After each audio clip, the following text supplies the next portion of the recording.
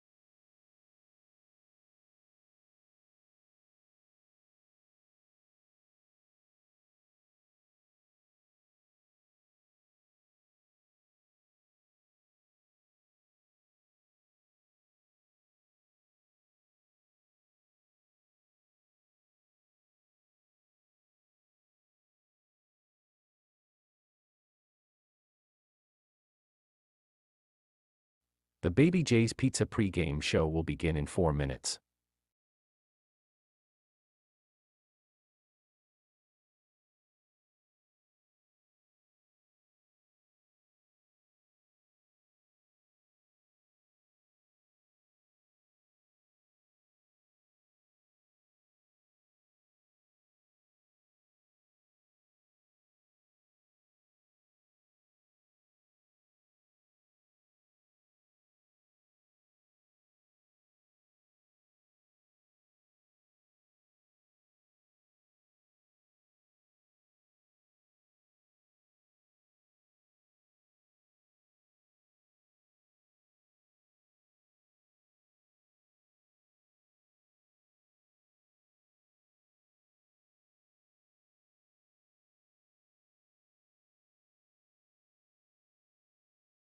Tonight's broadcast will begin in 3 minutes.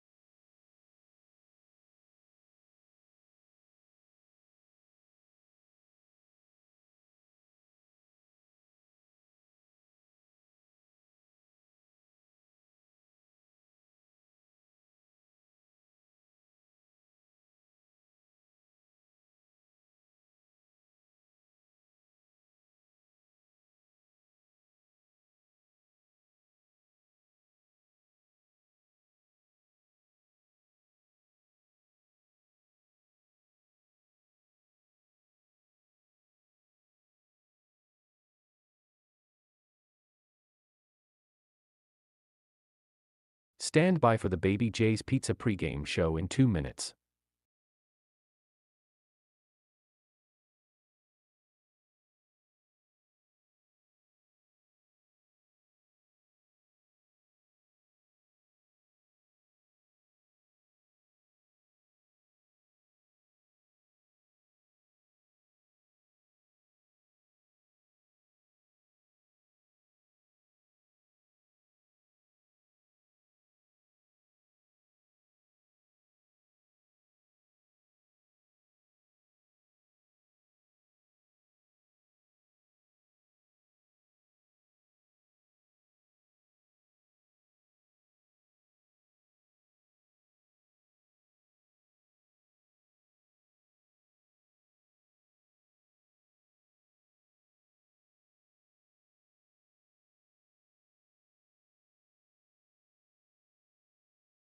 We will begin in 60 seconds.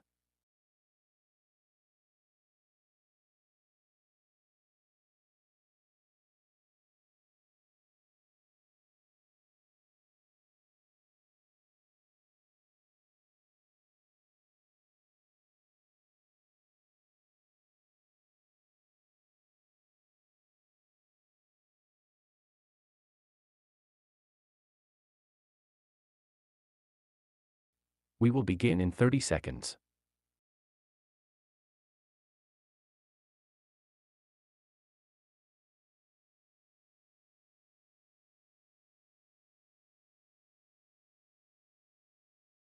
We will begin in 15 seconds.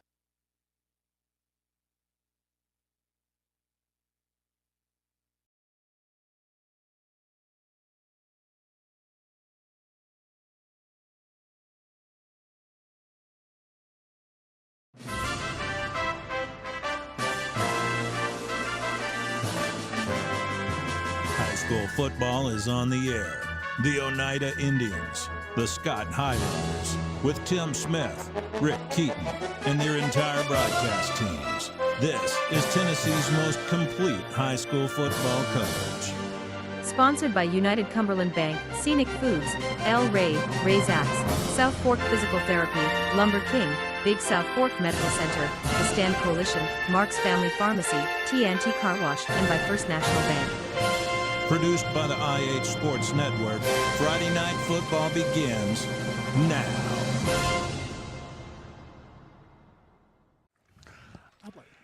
Game number 10 of the 2022 season finds the Oneida Indians preparing for a senior night matchup with the Coalfield Yellow Jackets. This rivalry represents the most frequent matchup in Oneida football history. This is the 78th meeting between these two teams. Oneida has the overall advantage, but the Yellow Jackets have owned the advantage in this millennium. Coalfield's 8-1 record brings with it the expectation that may continue. Only 3 opponents have been able to score in double digits against the stinging Yellow Jacket defense. Oneida will try to finish with some momentum before a tough first-round playoff matchup at Hampton. Can the Indians pull back to 500 for 2022? Find out tonight on the IH Sports Network. Good evening and welcome to Oneida High School. Tonight's matchup is the Oneida Indians 4-5 against the Coalfield Yellow Jackets 8-1. This is Kevin Akers along with Mark Matthews, John Strunk, Bo Kidd, and the voice of the Indians, Tim Smith. Gentlemen, all you got to say is it's Oneida and Coalfield. Coalfield week. You're right. That's all you got to say. It's Coalfield week, and what a big week it is. If you can't get excited about this football game, anytime you play it, something's wrong with you. You truly don't bleed orange, and it's just an exciting time here tonight on the reservation for these Indians. They've got a chance to correct some things that's been wrong this season, and get right a little bit. This would be a big momentum booster going into that first-round playoff game at Hampton. You need everything you can get going into that one, having to go up there and play the number 1 team in the state of Tennessee and our classification. So just a big game. I always get excited about this one. Yeah, deservedly so. And same for me. I think, you talk about rivalries. And for us, Mark, I think we're the same. I think this was the rivalry when we were playing Oneida Coalfield. It meant something every single year. It was played the last game of the season, and it seemingly always was for district championships. I mean, and of course, we don't play in the same classification now, but this game has still been on the schedule the last several years as the last game of the season. It's been a fun one, and I'm with you. If you can't get excited about Oneida Coalfield, something's wrong. Whether you sit on the opposing sideline or this sideline, it's been a great rivalry game.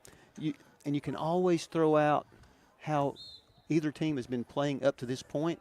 You can throw out records. It seems to be a good game every time. Now, Oneida's, if you were going to pick this game straight up, most people would say Coalfield's got the better record. Coalfield's got the better resume. Coalfield's probably playing a little bit better. But like you said, Oneida can write some things on the ship going into the playoffs, and let's hope it starts tonight. They're dressed in all orange tonight, orange pants, orange shirts. So this will be the last game the seniors will play on this field, probably barring something miraculous in the next few weeks to get back here. So this is for the seniors tonight. All right, we're going to take a break, and when we return, we're going to analyze what the Indians have been doing right and some things that they may be doing wrong after we return to the IHSM pregame report brought to you by Baby J's Pizza. At Big South Fork Medical Center, our dedicated team of medical professionals are available 24/7 should you or your family need high-quality care. We have an emergency room, inpatient unit, and a range of outpatient services. Big South Fork Medical Center, your local hospital where we're small enough to care, but large enough to heal.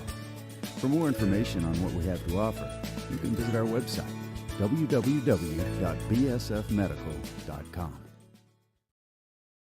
Home-style cooking with friendly service and a relaxed atmosphere. That's Razax. Razax offers breakfast served daily, just like Grandma fixed it, and daily specials like country fried steak, turkey and dressing, and of course, a fish fry every Friday. Razax has a full menu, ranging from quick and easy favorites like hamburgers and club sandwiches to comfort foods like pinto beans. And you'll love something off the grill, like grade A cut sirloin, ribeye, or shrimp kebabs. That's Razax on U.S. Highway 27 in Helenwood. Razax, country cooking and great steaks. If you vape, you could be inhaling toxic metals into your lungs. To show how scary that is, we made Metal Monsters. With special effects that show metal particles being inhaled. And music that would have made your heart race. But nothing is as scary as the facts. Vaping can deliver toxic metals like nickel and lead into your lungs. That's metal in your lungs. Tail sleep. Scenic Foods is about freshness, with meat cut in-store daily and special cut upon request. A deli that offers fresh meats and cheeses sliced to your choosing. A produce department offering fresh fruits and vegetables, and of course a full line of competitively priced groceries to meet your weekly shopping needs. Scenic Foods is about value and convenience. Don't have time to cook supper? Try our cheese sticks, pizza, and wings, as well as our fresh-made desserts and side dishes. Need to fill an empty pantry? We have all you need at Scenic Foods, located at 7352 Baker Highway in Huntsville.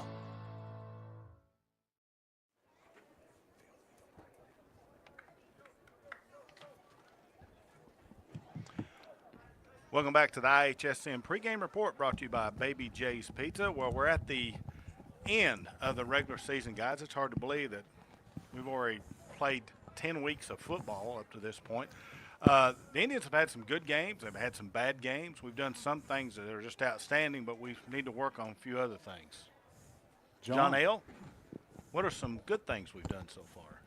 You know, the passing game this year has been about a bright spot for this Oneida offense, and actually it leads the way. We actually are passing more than we're rushing, Mark. I never thought I would actually see that out of an Oneida football team, and I don't know if it's by design. Of course, we would rather see a 50-50 split, or you probably want to see more rushing per game than passing, but the passing game has been a bright spot. We've got a junior quarterback that can spin it. We got a bunch of receivers that playmakers that can catch it, and we're averaging about $150 a game, 143 a game, I think, up to this point.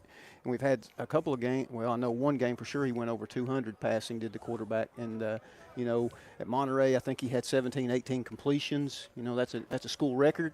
So just the passing game in itself. The defense also has been a bright spot. They've played very well. They've been put in some tough positions all year long. But Coach Martin has that defense playing, I think, at a high clip. You know, unfortunately, and it's just the way it is. The offense just hasn't been able to help them out as much as they'd like, and they've also been put in some bad situations with turnovers and such. But those two things stick out to me as the overall play of the defense, and then the passing game on the offensive side. All righty, we're going to go take another 2-minute break, and when we return, we'll get a real quick cap from Bo Kidd on what's going on campus, which will lead us right in to tonight's senior acknowledgement and activities. Home-style cooking with friendly service and a relaxed atmosphere. That's Razax. Razax offers breakfast served daily, just like Grandma fixed it, and daily specials like country fried steak, turkey and dressing, and of course, a fish fry every Friday. Razax has a full menu, ranging from quick and easy favorites like hamburgers and club sandwiches to comfort foods like pinto beans. And you'll love something off the grill, like grade A cut sirloin, ribeye, or shrimp kebabs. That's Razax on US Highway 27 in Helenwood. Razax, country cooking and great steaks. My name is Wayne King. I'm owner-operator of Baby J's Pizza. We've been in business since 2017, and we think we have the best pizza in town. We have our regular hand-tossed pizzas. We have thin crust. We have thin crust cauliflower. We also offer vegan. We also offer dairy-free, gluten-free. We have low-carb, no-carb. We have a wide variety because we want to serve the best customer base possible and give everybody the opportunity to experience a good pizza. If you vape, you could be inhaling toxic metals into your lungs. To show how scary that is, we made metal monsters. With special effects that show metal particles being inhaled. And music that would make your heart race. But nothing is as scary as the facts. Vaping can deliver toxic metals like nickel and lead into your lungs. That's metal in your lungs. Tail slate. Bill Armstrong with the Big South Fork Air Park. 15 years now we've been in Scott County, and a customer of First National Bank 15 years. It's important to us to use a community bank. First National Bank has always been our bank. They're large enough to service any needs you have, but there's a sense of community here. It's nice doing business with people that you know, and they know your name. So that's why we use First National Bank.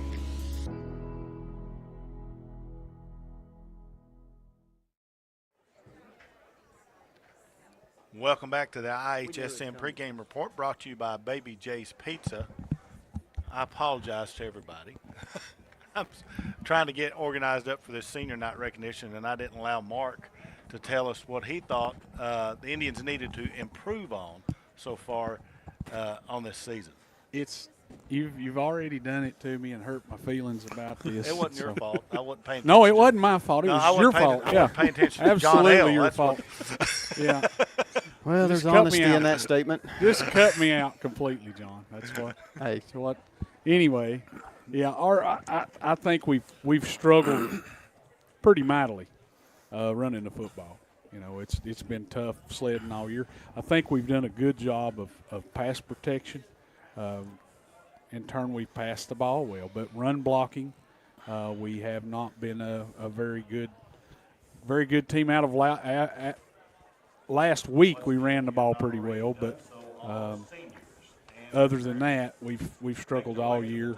Did okay against Williamsburg, did some things good there, and I think our run defense is something that we can improve on a whole lot.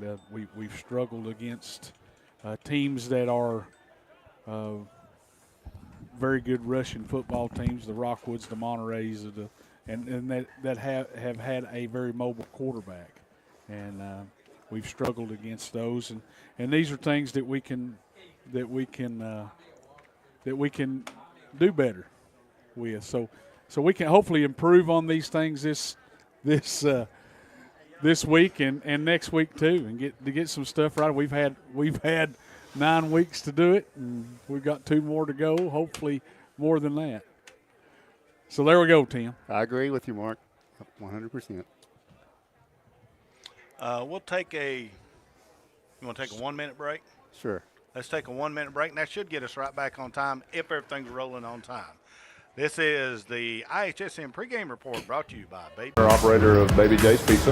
We've been in business since 2017, and we think we have the best pizza in town. We have our regular hand-tossed pizzas. We have thin crust. We have thin crust cauliflower. We also offer vegan. We also offer dairy-free, gluten-free. We have low-carb, no-carb. We have a wide variety because we want to serve the best customer base possible and give everybody the opportunity to experience a good pizza.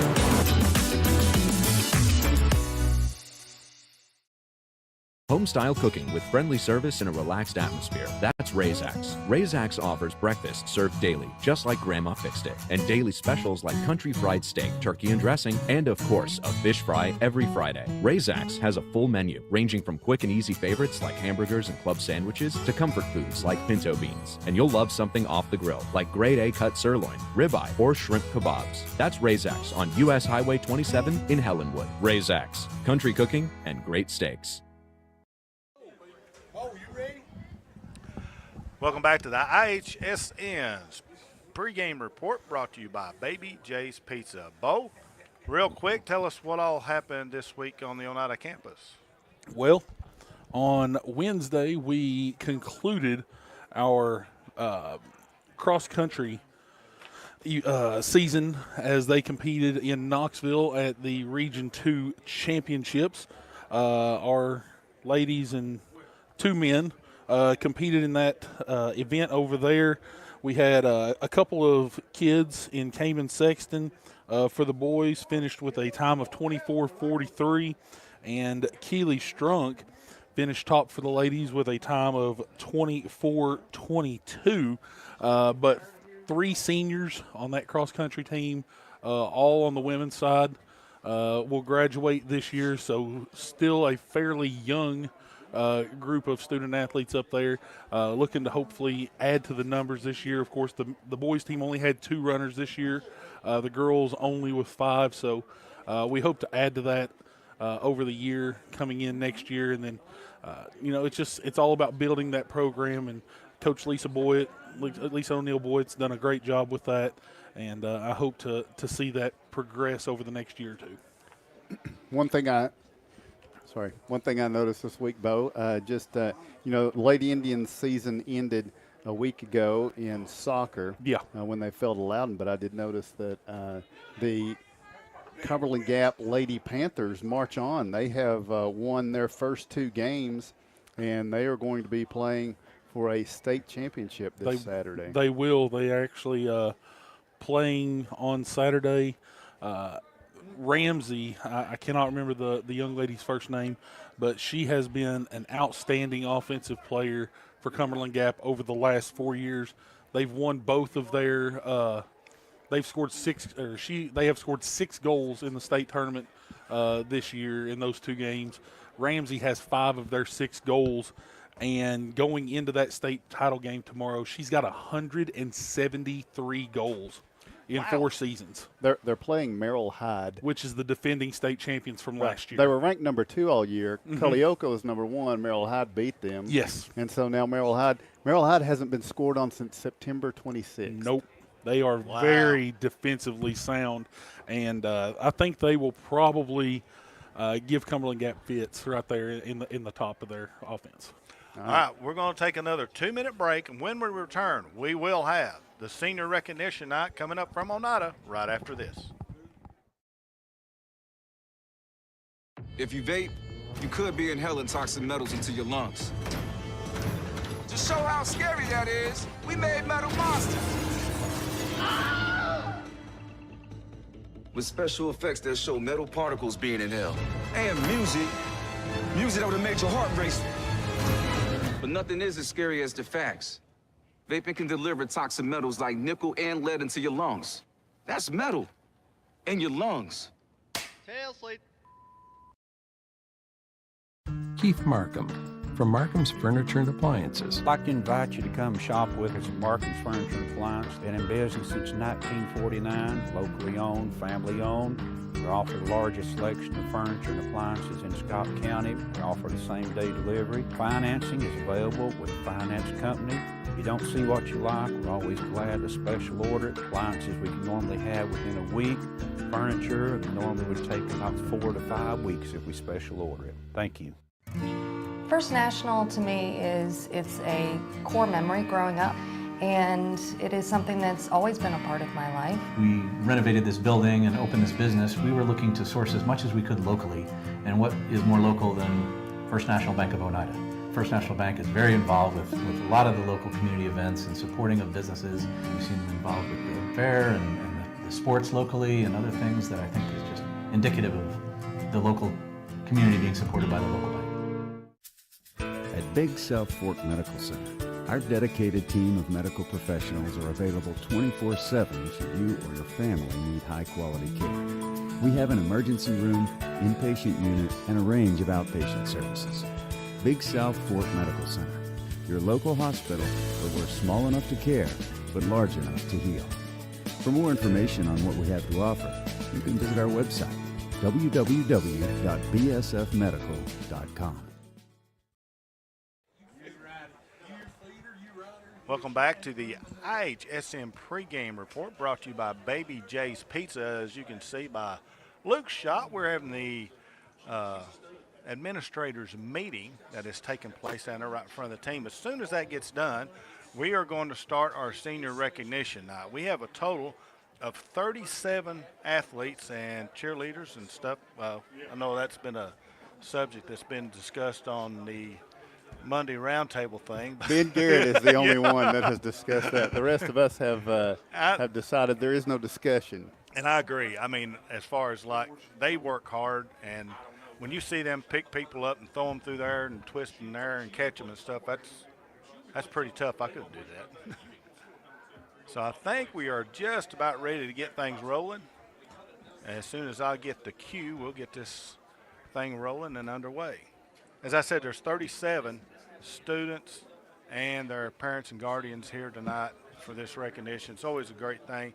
And I know, you all know, Tim was in the band, and then John L. and Mark and myself played football. That last time that you're going to be walking out, kind of tough, and we're ready to go. Ladies and gentlemen, at this time, we would like to recognize all of our senior athletes and band members that this is going to be their final time at Jim A. Stadium and Dr. M.E. Thompson Field. We will start first with the football program, coached by Jimmy May.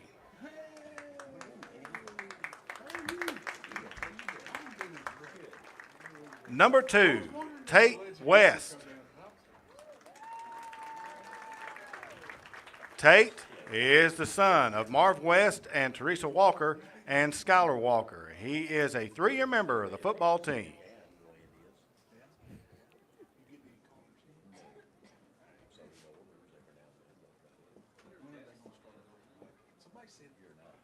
Number 3, Todd Derek Ryan. TD is the son of Todd and Brandon Ryan. He is a 4-year member of the football team.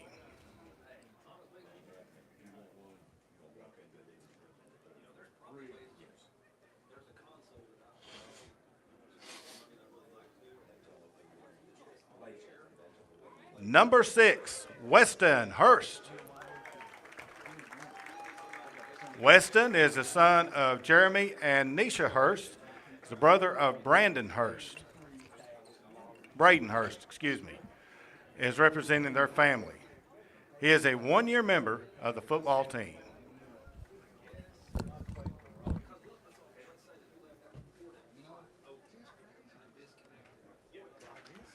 Number 7, Colton Darty. Colton is the son of Adam and Cindy Darty. He is a 4-year member of the football team.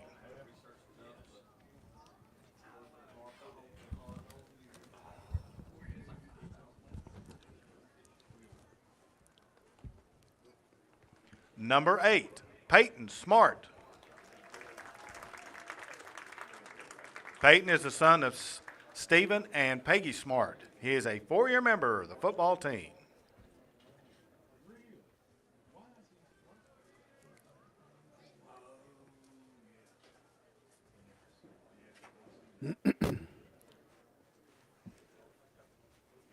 Number 12, Luke Barna.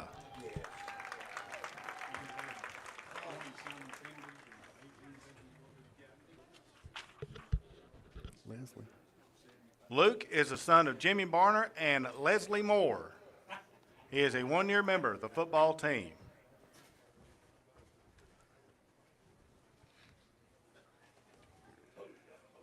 Number 22, Jarek Hewling. Jarek is the son of the late Shane and Jamie Hewling and grandson of Vicki Payne. He is a 2-year member of the football team.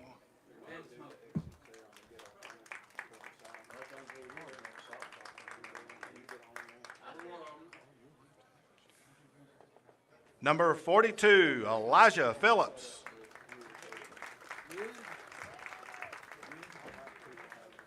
Elijah is the son of Dustin and Tiffany Phillips. He is a 4-year member of the football team.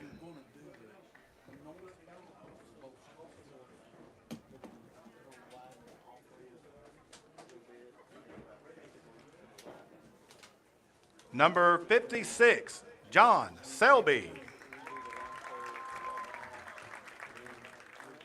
John is the son of Tammy Selby. He is a 4-year member of the football team.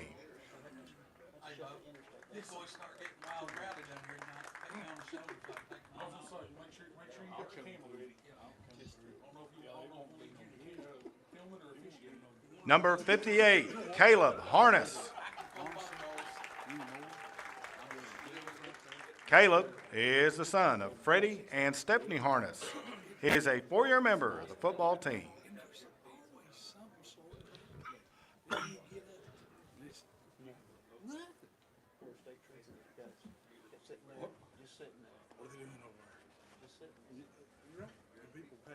Number 62, Caden Terry.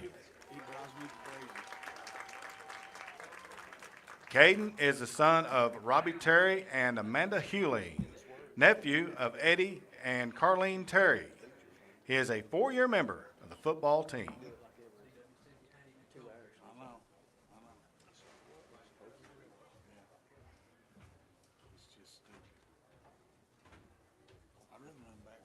Number 66, Briar Fry. Briar is the son of Justin and Sue John Fry. He is a 4-year member of the football team.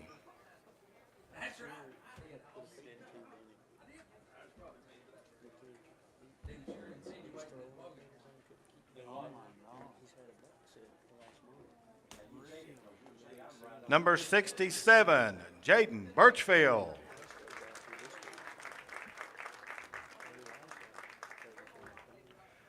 Jaden is the son of Greg and Michelle Birchfield. He is a 2-year member of the football team.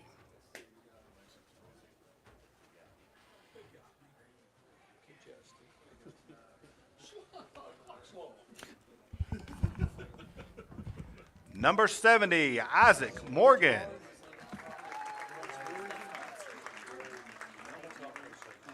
Isaac is the son of James Morgan and Mary Lay. He is a 4-year member of the football team.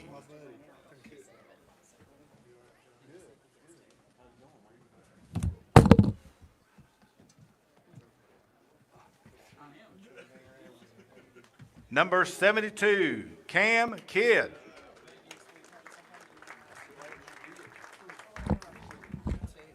Cam is the son of Steve Kidd and Patricia Kidd. He is a 4-year member of the football team.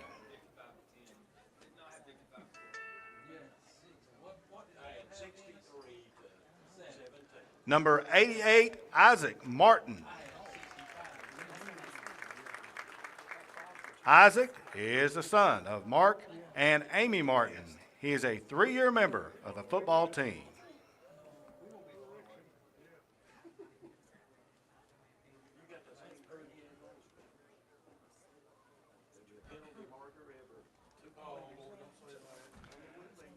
And now our senior cheerleaders. They are coached by Paige Thompson, Abby Keaton,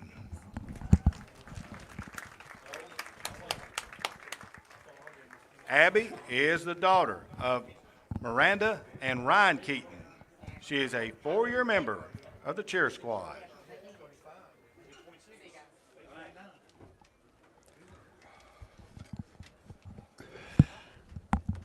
Leah Terry. Leah is the daughter of Danica Lee and Trevor Terry. She is a 3-year member of the cheer squad.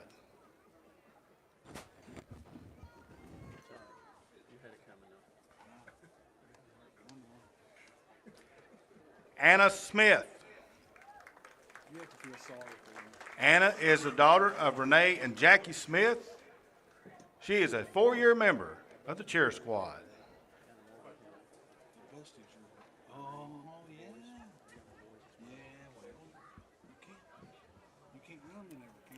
Nevaeh Carl. So AJ's wearing. Nevaeh is the daughter of Brianna Brianna and Rich Carl. She is a 3-year member of the cheer Colton's squad. 27. Yeah, but AJ, he runs the ball some. When he does, he's 29, but he's running out, she thinks. And now for Oneida cross-country team coached by Lisa O'Neill. He's listed as the line on both sides at 57. Shannon Baird.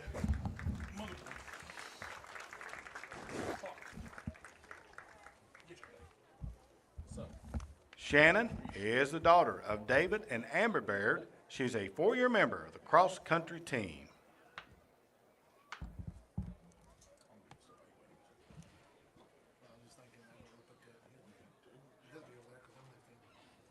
Vega Roche. Vega is the daughter of Cynthia and Josh Roche. She is a 4-year member of the cross-country team.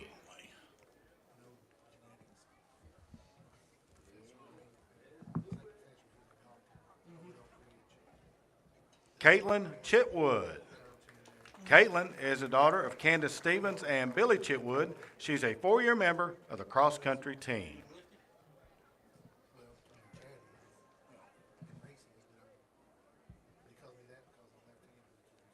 And now our senior members from the Oneida Pride of the Tribe Marching Band, Director Jonathan Elliott. Katie Cross.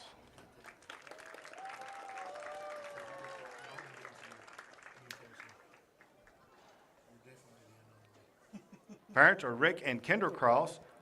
She is a 4-year member of the band.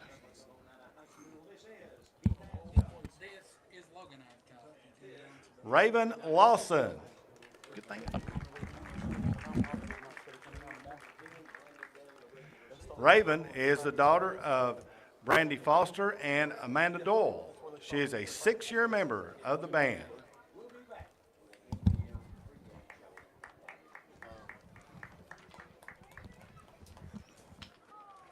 Karis Baird. Karis is the daughter of Michael and Julie Baird. She is a 4-year member of the band.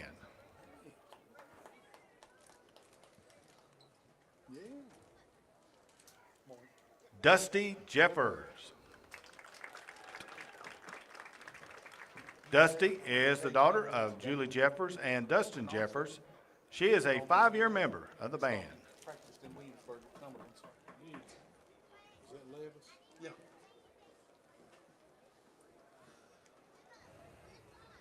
Emily Newport.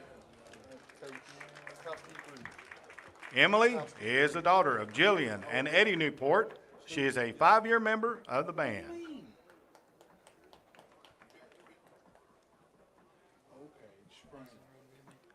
Stephen Lawson. Stephen is the son of Archie and Jamie Lawson. He is a 5-year member of the band.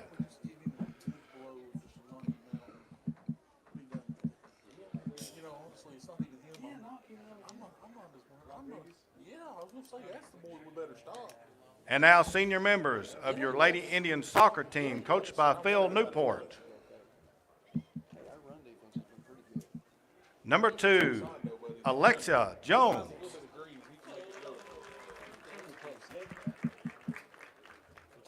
Alexia is the daughter of Skip and Angie Jones. She is a 4-year member of the Lady Indian soccer team.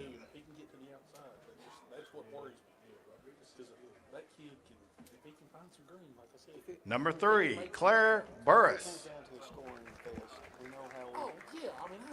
Claire is the daughter of Stephen and Elizabeth Burris. She's a 4-year member of the Lady Indian soccer team.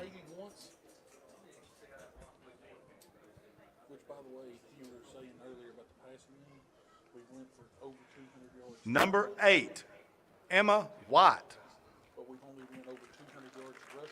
Emma is the daughter of Greg White and April Armstrong. She's a 4-year member of the Lady Indians soccer team.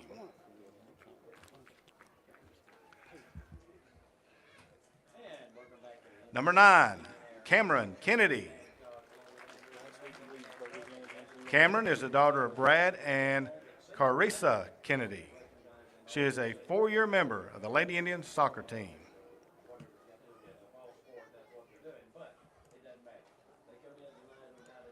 Number 13, Kenley Duncan.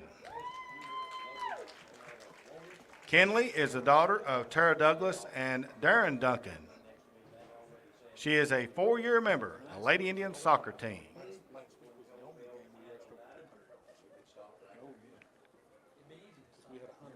Number 16, Aaliyah Douglas.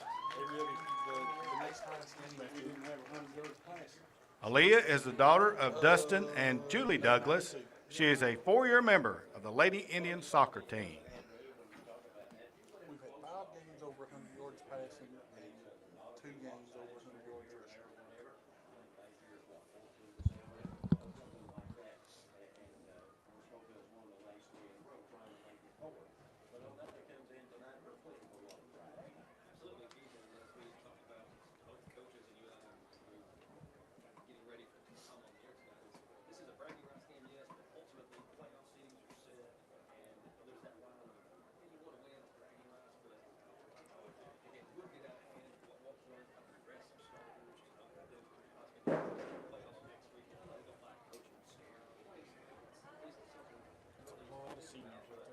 Seniors and parents, the administration of Oneida High School, and all those involved in your athletic careers and your education want to wish you the very, very best on your future endeavors. You will always be Indians. Ladies and gentlemen, your 2023 class of seniors. I just cannot get over that. And with that, we'll take a 2-minute break and be back to Oneida right after this. Scenic Foods is about freshness, with meat cut in-store daily and special cut upon request. A deli that offers fresh meats and cheeses sliced to your choosing. A produce department offering fresh fruits and vegetables, and of course a full line of competitively priced groceries to meet your weekly shopping needs. Scenic Foods is about value and convenience. Don't have time to cook supper? Try our cheese sticks, pizza, and wings, as well as our fresh-made desserts and side dishes. Need to fill an empty pantry? We have all you need at Scenic Foods, located at 7352 Baker Highway in Huntsville. First National to me it's a core memory growing up, and it is something that's always been a part of my life. We renovated this building and opened this business. We were looking to source as much as we could locally, and what is more local than First National Bank of Oneida? First National Bank is very involved with a lot of the local community events and supporting of businesses. We've seen them involved with the fair and the sports locally and other things that I think is just indicative of the local community being supported by the local bank. Forget the bucket. Stop buying those expensive car care products. For a supreme clean, visit T&T Car Wash in Oneida. T&T Car Wash features the latest in touch-free car wash technology. T&T's touchless automatic wash bays are tough on road grime, but gentle on your car's finish. These feature-packed automatics give you complete control of the wash, including a wheel brush option. Want to wash it yourself? T&T also has traditional wash bays. And don't forget the interior, both vacuum and shampoo stations available. For a dynamite clean, T&T Car Wash, Oneida.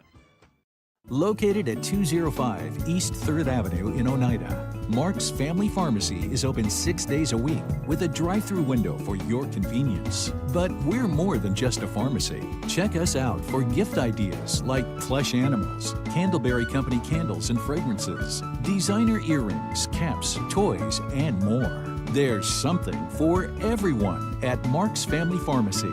Open 8 a.m. to 6 p.m. Monday through Friday and 8 a.m. to noon on Saturday. Welcome back to the IHSM pregame report brought to you by Baby J's Pizza. Speaking of Baby J's Pizza, we're enjoying some of that up here tonight in the press box, and done a great job. We've always, all year, they've supplied us with pizza up here, them and anybody else that wants to help out on that, we're more than welcome to do so. All right. It's now time for the Roarks Pharmacy Scouting Report. Roarks Pharmacy is shaped by the unique community that we serve.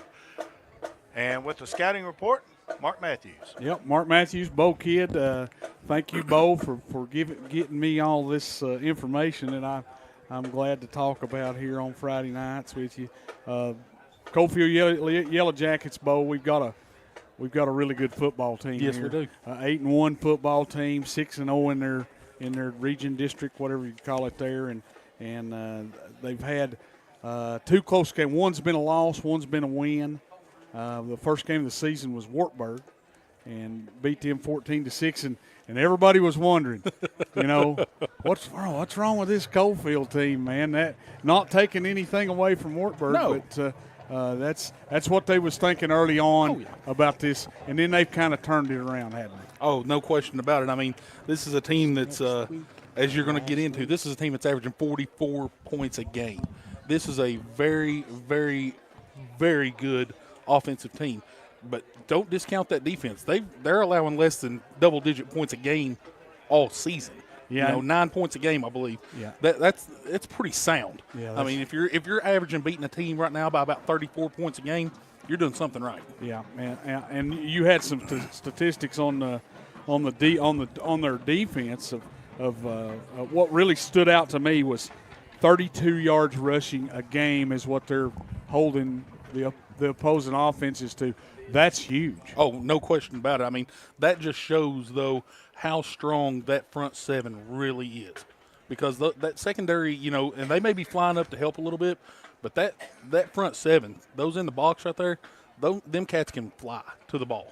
And if they're getting to the ball that quick, if you've got that seam, you better be hitting it quick because it's going to close up very, very quickly as well as they fly to the ball.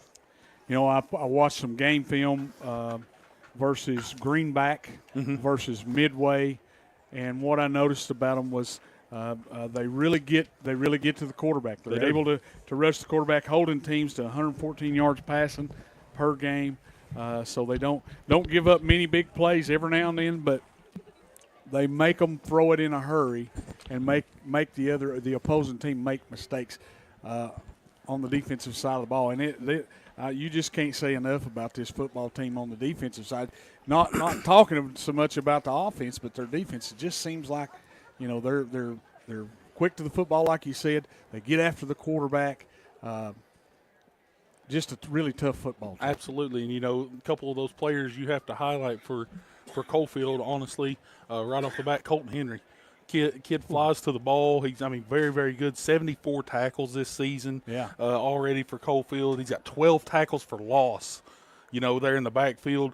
But if you notice that on that sheet that I sent you, the top 4 tacklers on this team all have double-digit tackles for loss, which means they're getting in the backfield.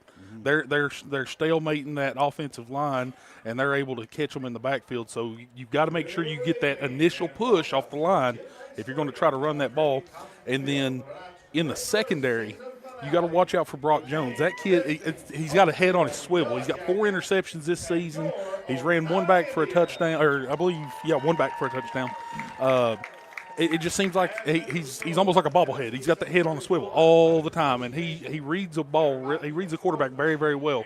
So you got to make sure you look him off if you're going to try to get to that opposite side of the field.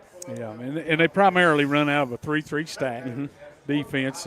You'll see them in a 3-4 a little bit, a 40 front on occasion, but not a whole lot because those 3 down linemen does such a good job of stopping the run.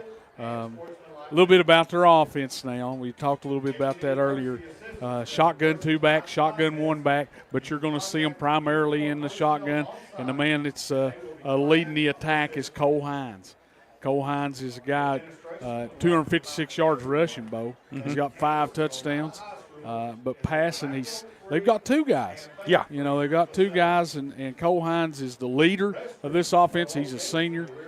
He's the leader. He's had 17 touchdowns on the year, 5 interceptions. So he can throw it, but they got another guy coming in too that can throw it. Yeah, I was gonna say, don't discount Luke Treese there either.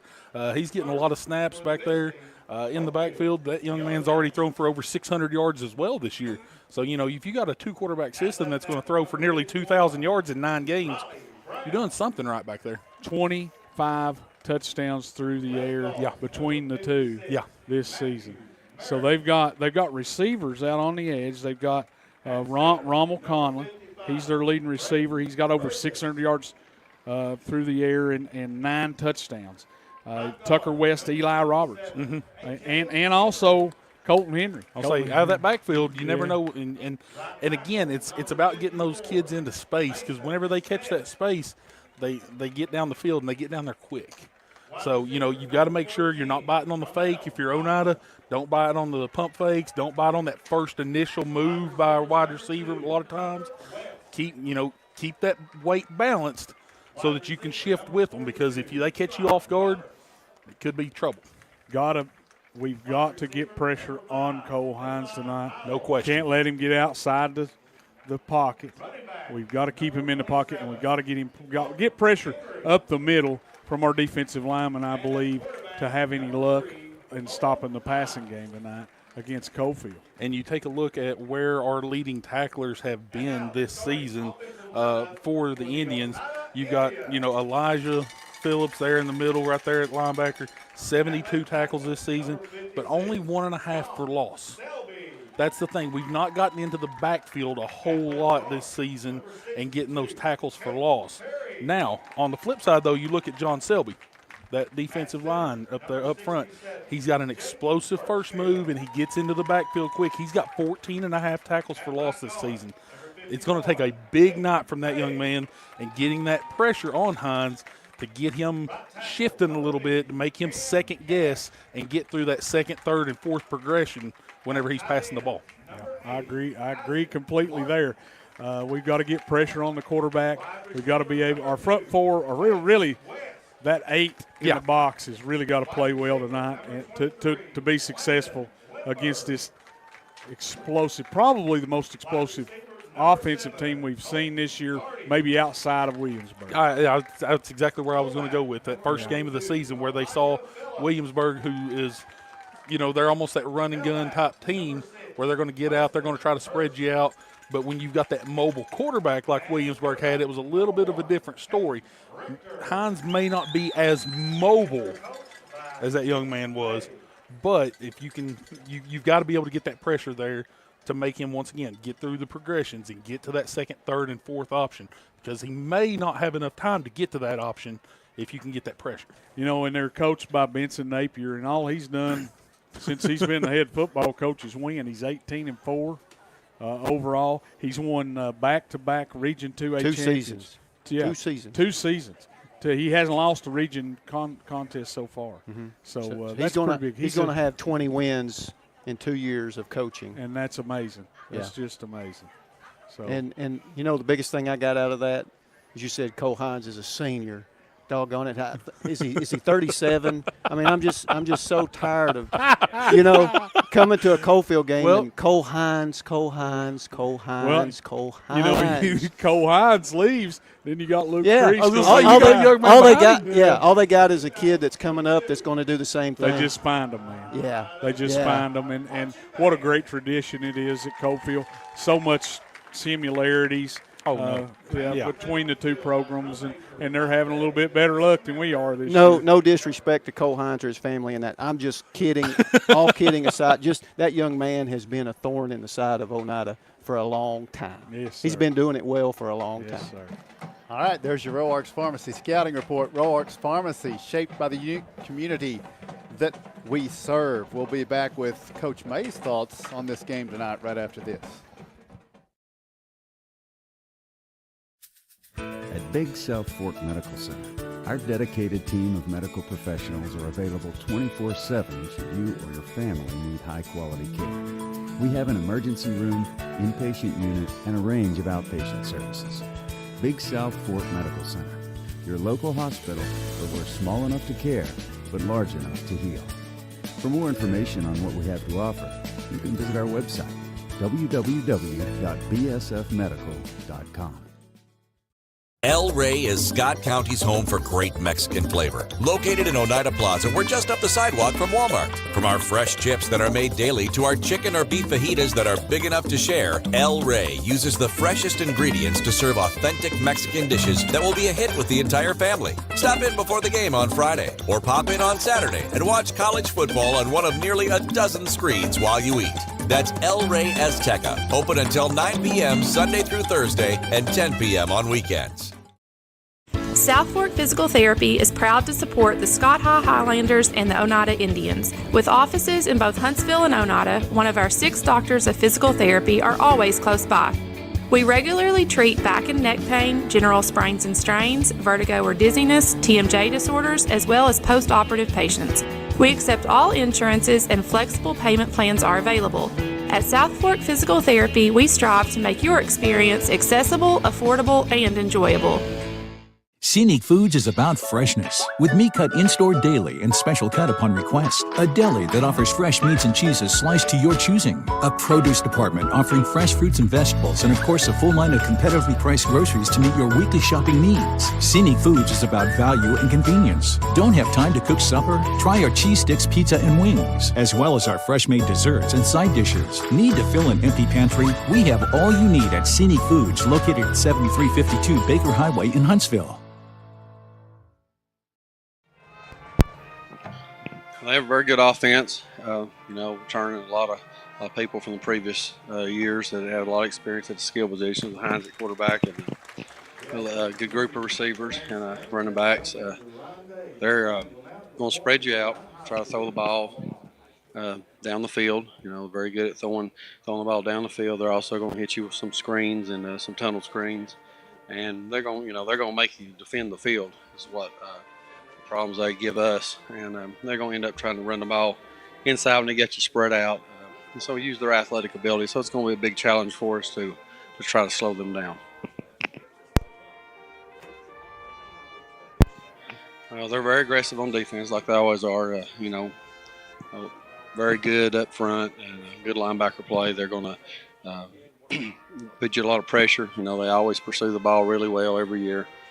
They're going to put a lot of pressure up front, bring a lot of stunts for us that we're going to have to be able to pick up, and we're going to have to be able to spread them out and try to get some one-on-one situations and try to create some lanes, inside running the ball. But we'll have to have our head up on the offensive line and be able to block them because they're going to come from a lot of different places. It'll be a big matchup with our offensive line, trying to create some holes and give us some time to throw the ball on offense and see if we can make some plays. Coach Jimmy May on the offense and defense of the Coalfield Yellow Jackets. What about tonight's injury situation coming into this senior night? We're getting a little healthier, as the season winds down here in the last regular season game. Aiden Frazier began to play last week, and Jerry Keelan, they're both coming back to practice. We've had some sickness this week, had some kids out. They're just got to come back on Thursday and try to get them back. It's going, sickness is going around everywhere. And Colton Darty got to play last week, and he's better this week. If we had to sit out the Monterey game due to an injury, we're about as healthy as we've been in a while. So hopefully we can continue that, not get anybody else hurt. Just the usual bumps and bruises at this time of year. But we're back to almost where we were. Got some younger ones that are still have been out for the year, not back yet. But we're getting better, and we pick up a couple more guys this week. All right, senior night here in Oneida. We're going to take another break, and when we come back, you'll hear Coach May's final thoughts on this final regular season game, the final home game of 2022, right after this. First National to me it's a core memory growing up, and it is something that's always been a part of my life. We renovated this building and opened this business. We were looking to source as much as we could locally, and what is more local than First National Bank of Oneida? First National Bank is very involved with a lot of the local community events and supporting of businesses. We've seen them involved with the fair and the sports locally and other things that I think is just indicative of the local community being supported by the local bank. Bill Armstrong with the Big South Fork Air Park. 15 years now we've been in Scott County. and a customer of First National Bank 15 years. It's important to us to use a community bank. First National Bank has always been our bank. They're large enough to service any needs you have. But there's a sense of community here. It's nice doing business with people that you know, and they know your name. So that's why we use First National Bank.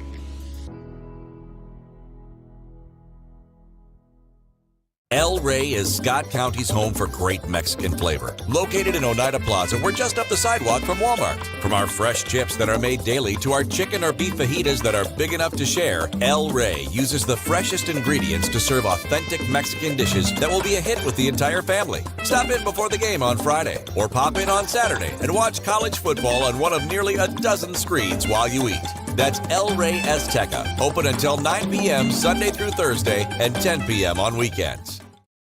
Forget the bucket. Stop buying those expensive car care products. For a supreme clean, visit TNT Car Wash in Oneida. TNT Car Wash features the latest in touch-free car wash technology. TNT's touchless automatic wash bays are tough on road grime, but gentle on your car's finish. These feature-packed automatics give you complete control of the wash, including a wheel brush option. Want to wash it yourself? TNT also has traditional wash bays. And don't forget the interior, both vacuum and shampoo stations available. For a dynamite clean, TNT Car Wash, Oneida. Yeah, I know. Well, he's been. Well, Coalfield Oneida is always a big game, playing the last game of the year. It's a big rivalry game, even though we're in different classes. Last year we had a chance, went down there and got beat, had a chance to win the region, and we'd have won the game and couldn't. And this year they're coming here. He didn't get to come here a couple years ago because of COVID. We had to not play that game. So it's a big game for us. It's a big game for our seniors, being senior night. Their last regular season game on Dr. Emmett Thompson Field. It's going to be a big night for them and emotional.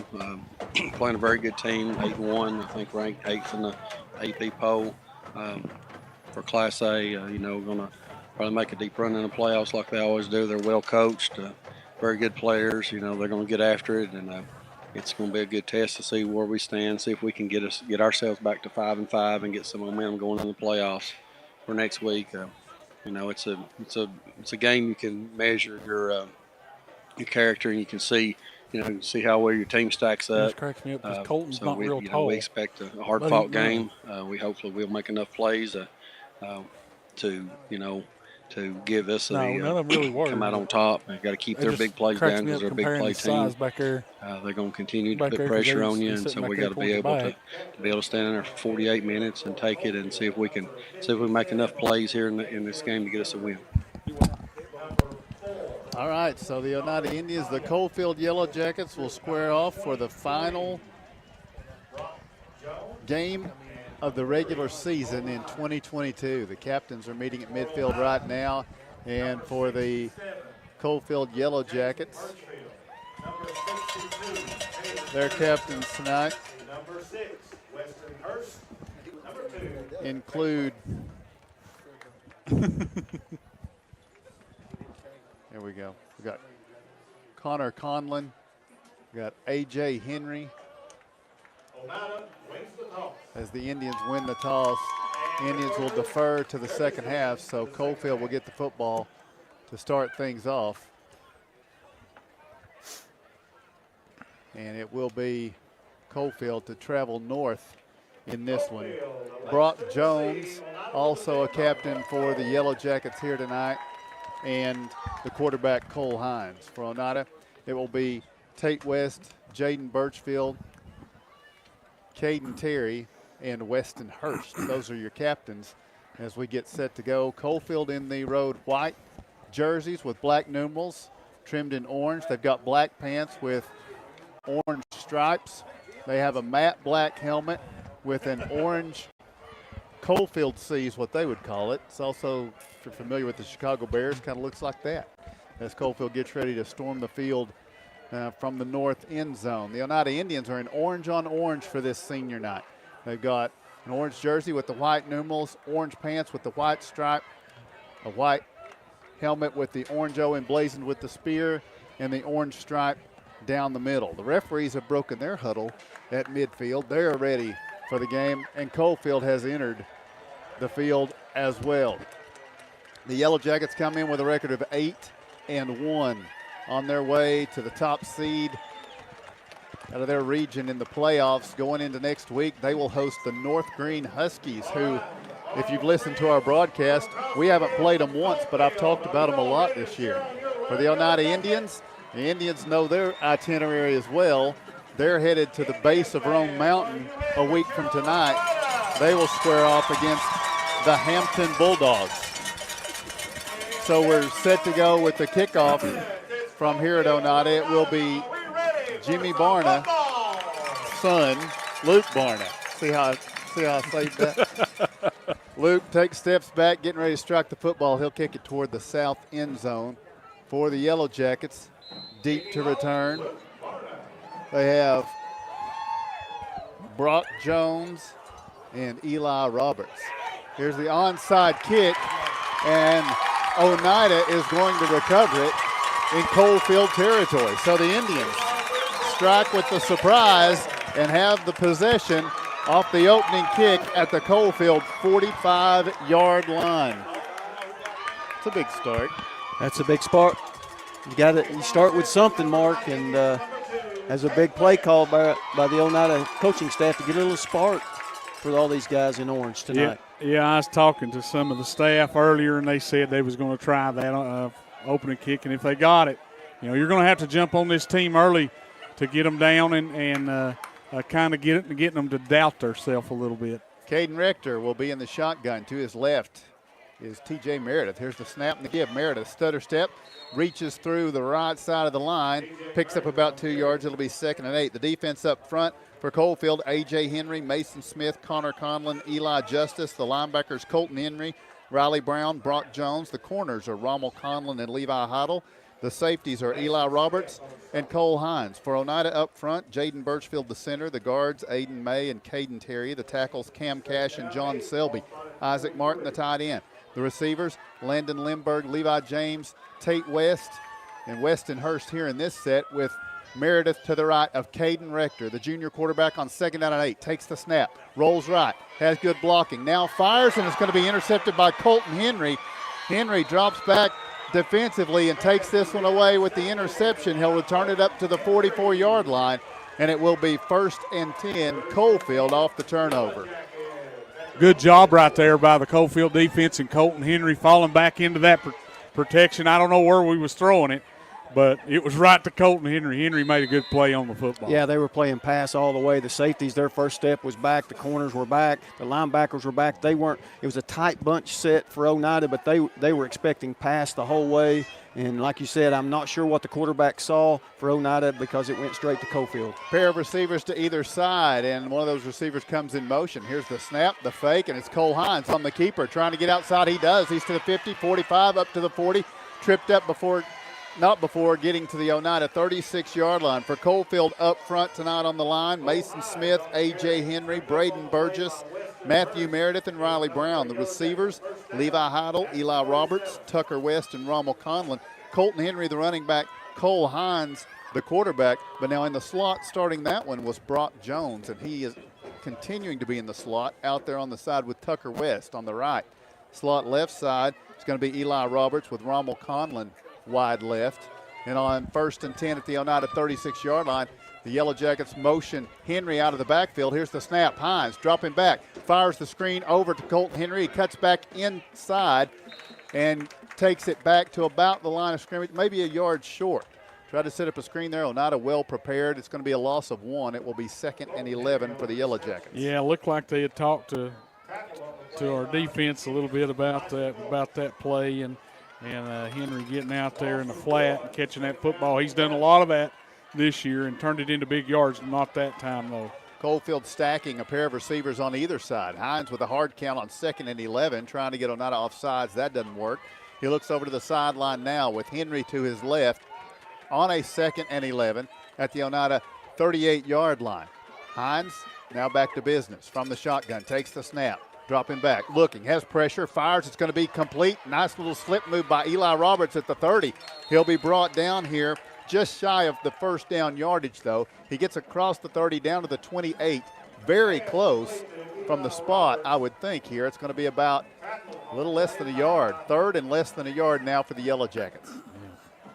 Looked like we just lost containment there. We had them bracketed with 2 defenders and a safety over the top. They was able to get inside. Hines takes the snap on 3rd and 1, fires it out on the right side. Brock Jones makes the catch, drives Bang. forward. He's got a first down. Elijah Phillips makes the stop, but the Jackets have it inside the Oneida 25-yard line with a 1st and 10. Just enough for a first down, guys, but the Oneida defense, kind of a bend but don't break mentality here. They're inside, inside the 30, inside to actually the 25 of Oneida, but you got to just bow up and try to keep them out of the end zone here. At the 24-yard line now with a 1st and 10, stacked up receivers, pair on either side. Here's the snap. Here's Hines going deep down the right side, just over the outstretched hands. His intended receiver was Tucker West. He did get some clearance, but Hines' pass sails just a bit long. It'll be 2nd and 10. Big, tall receiver for Coalfield right there, and then he had a step on our defender, and just the pass was just a little bit too hot. Didn't put enough air under it, and lucky for Oneida that it was, because it would have been a touchdown. They kind of spread you out to run, but they're spreading us out to pass so far. Hines now from the shotgun with Henry to his left. Stacked up receivers on either side, looks back to the sideline to get the call here as the play clock goes inside 15 seconds on 2nd and 10. Hines takes the snap, looks right, has pressure, now flushed out of there up the middle. He's going to get inside the 20, down near the 15, all the way to the 13-yard line. Cole Hines jets through the middle for a 1st down. Yeah, we've struggled all year stopping the quarterback run, and he just ran a quarterback draw that time. And right up the middle, it opened like the Red Sea, and a good job by this Coalfield bunch. Now at the Oneida 13-yard line, Hines in the shotgun. Henry to his left. A pair of receivers to either side. Here's the snap. Hines, quick spin out to the right side. Catch is made. Eludes one man at the 5. Dives for the pylon. The ball is fumbled out of bounds, but not before a touchdown is signaled for Tucker West. The Yellow Jackets get on the board first with 6 on the 13-yard touchdown pass. Cole Hines to Tucker West. Methodical. Just right down the field. And, I want to say dink and dunk, but it really was a little bit more than that. They used the quarterback with his legs. They started out with a running play, but from there on it was mostly pass. So to hold will be Cole Hines. The extra point attempt will be coming from Luke Treese. Straight on kicker here. 3 steps. Treese kicks it through the uprights, and it is good. Timing on the field. We take the break with your score. It is Coalfield 7, Oneida 0. Home-style cooking with friendly service and a relaxed atmosphere. That's Razax. Razax offers breakfast served daily, just like Grandma fixed it, and daily specials like country fried steak, turkey and dressing, and of course, a fish fry every Friday. Razax has a full menu, ranging from quick and easy favorites like hamburgers and club sandwiches to comfort foods like pinto beans. And you'll love something off the grill, like grade A cut sirloin, ribeye, or shrimp kebabs. That's Razax on U.S. Highway 27 in Helenwood. Razax, country cooking and great steaks. Keith Markham from Markham's Furniture and Appliances. I'd like to invite you to come shop with us at Markham's Furniture and Appliances. Been in business since 1949, locally owned, family owned. We offer the largest selection of furniture and appliances in Scott County. We offer the same-day delivery. Financing is available with a finance company. If you don't see what you like, we're always glad to special order it. Appliances we can normally have within a week. Furniture normally would take about 4 to 5 weeks if we special order it. Thank you. Welcome back to Oneida. They didn't waste any time getting to the kickoff. Lucas, can you get us a shot of this cloud hanging over the field? We've been debating, is this a cloud? Is this fog? Is this smoke? It's Halloween. We're not sure what this is. It's Halloween. Look at that picture. Lucas Laxton bringing them to you tonight. Something hovering over this field with 8:13 to go. And the Yellow Jackets take a 7-0 lead, and all of a sudden this just starts creeping in from the end zone. Here we go, not a second possession. The Indians got an onside kick to open it up, but turned it over on their first possession. Now their second possession starts at their own 20-yard line. Rector in the shotgun. 2 receivers left, one to the right, takes the snap, hands it off, and Meredith is going to be slowed and stopped. Quickly in the backfield, Connor Conlon for the stop. Loss of 2, it'll be 2nd and 12. Conlon off the edge there, and he was in the backfield and had a hold of the running back's shirt before he much more than got the handoff there. So you go back to the position that Oneida had to start the game. We kind of was trying to steal momentum with the kickoff, onside kick. We get it. 2 plays later, we throw the interception, and they march down and just stifle us. Any momentum that we may have had, they took it right back. So now 2nd down and 12. And Rector in the shotgun. Takes the snap, looks left. Now he fires on the out. It's going to be catch made. Spinning forward up near the sticks. The Indians pick up good yardage there on 1st down. That's T.D. Ryan with the catch. Remember, we thought he might not be back this year, but Todd Derrick picks up a big, I'd say a 10-yard reception there. It's 3rd and 2. And by the way, my olfactory glands are telling me that this is smoke. Yeah. Either that or we need to break the fire extinguishers out here in the press box. 7:25 to go, 1st quarter. Oneida now with a 3rd down and makeable 2. They'll snap it from their own 28-yard line. 2 receivers to the right, 1 to the left. Wing back over there, Elijah Phillips on 3rd down and 2. Rector takes the snap and fakes the give. He keeps it. He's stretching. He's going to be very close. I think he's got enough for a First National Bank 1st down as he takes it across the 30-yard line for Oneida. They'll pick up a fresh set of downs here. Hang on. With the way they put the football down, they're looking at it. No indication has been made yet of a 1st down. My goodness, you're right, John. He was picking it up now. He does say it's 4th down. The other official on our side is dead on the line, but they marked it by the opposite side's official's mark. So it's 4th and inches, and Oneida's going for it. I mean, this is a big play right here in the game early. So with 7 minutes to go in the 1st quarter, Oneida will work from here. Caden Rector under center. With 4th and inches to go, Rector's up under there. Takes the snap. Whistle is blown. Flag down on the far sideline. If this is a false start, Oneida's going to have to change course and punt. It is a false start against the Indians, so the penalty is going to factor in greatly now, I would think. This is no longer going to be a go for it on 4th down as we see Reese Kennedy trotting out, set to punt it away. Oneida will snap it from their 25, and Coalfield will drop back a return man here. Looks to be Eli Roberts. Wow. Now, had that play run, that was going to be close. Yeah. I mean, I we think might have had it, we might not. I think the whistle stopped everything. Here's the snap. Kennedy gets the boot away. Roberts, fair catch wave, and he picks it up at the 48-yard line. It will be 1st and 10, Coalfield, from their own 48. They've got a 7-0 lead with 6:30 remaining here in the 1st quarter. Disappointing. You know, as we're watching the play go back to the run that looked like a 1st down run, it sure looked like the quarterback fell with the ball in his hands across the 30, but the spot did not give us the 1st down, and then we have a unfortunate, and it had to be a receiver over there that flinched or jumped off. I'm not sure, but it was a false start, and we're 4th and 6 instead of 4th and inches. Wow. So from the 43-yard line, Coalfield's 2nd possession. Another good start, field position for the Yellow Jackets, as if they need that. Brock Jones comes in motion. Trio of receivers to the left. The snap rolls back to Cole Hines. He's trying to pick and choose his way out to the right corner. He's going to be dropped for loss of about half a yard. It will be 2nd down and a little longer than 10 now for the Yellow Jackets. A rare mistake here in this early going for the Yellow Jackets. Yeah, just a bad snap there. Kind of rolled back to the quarterback. They were fortunate in that respect that he was just able to bend over and pick it up, but it killed the play. So halfway through the 1st quarter, Coalfield with a 7-0 lead. And now from the shotgun, Cole Hines brings Roberts in motion. Now a trio of receivers on the short side of the field to the right.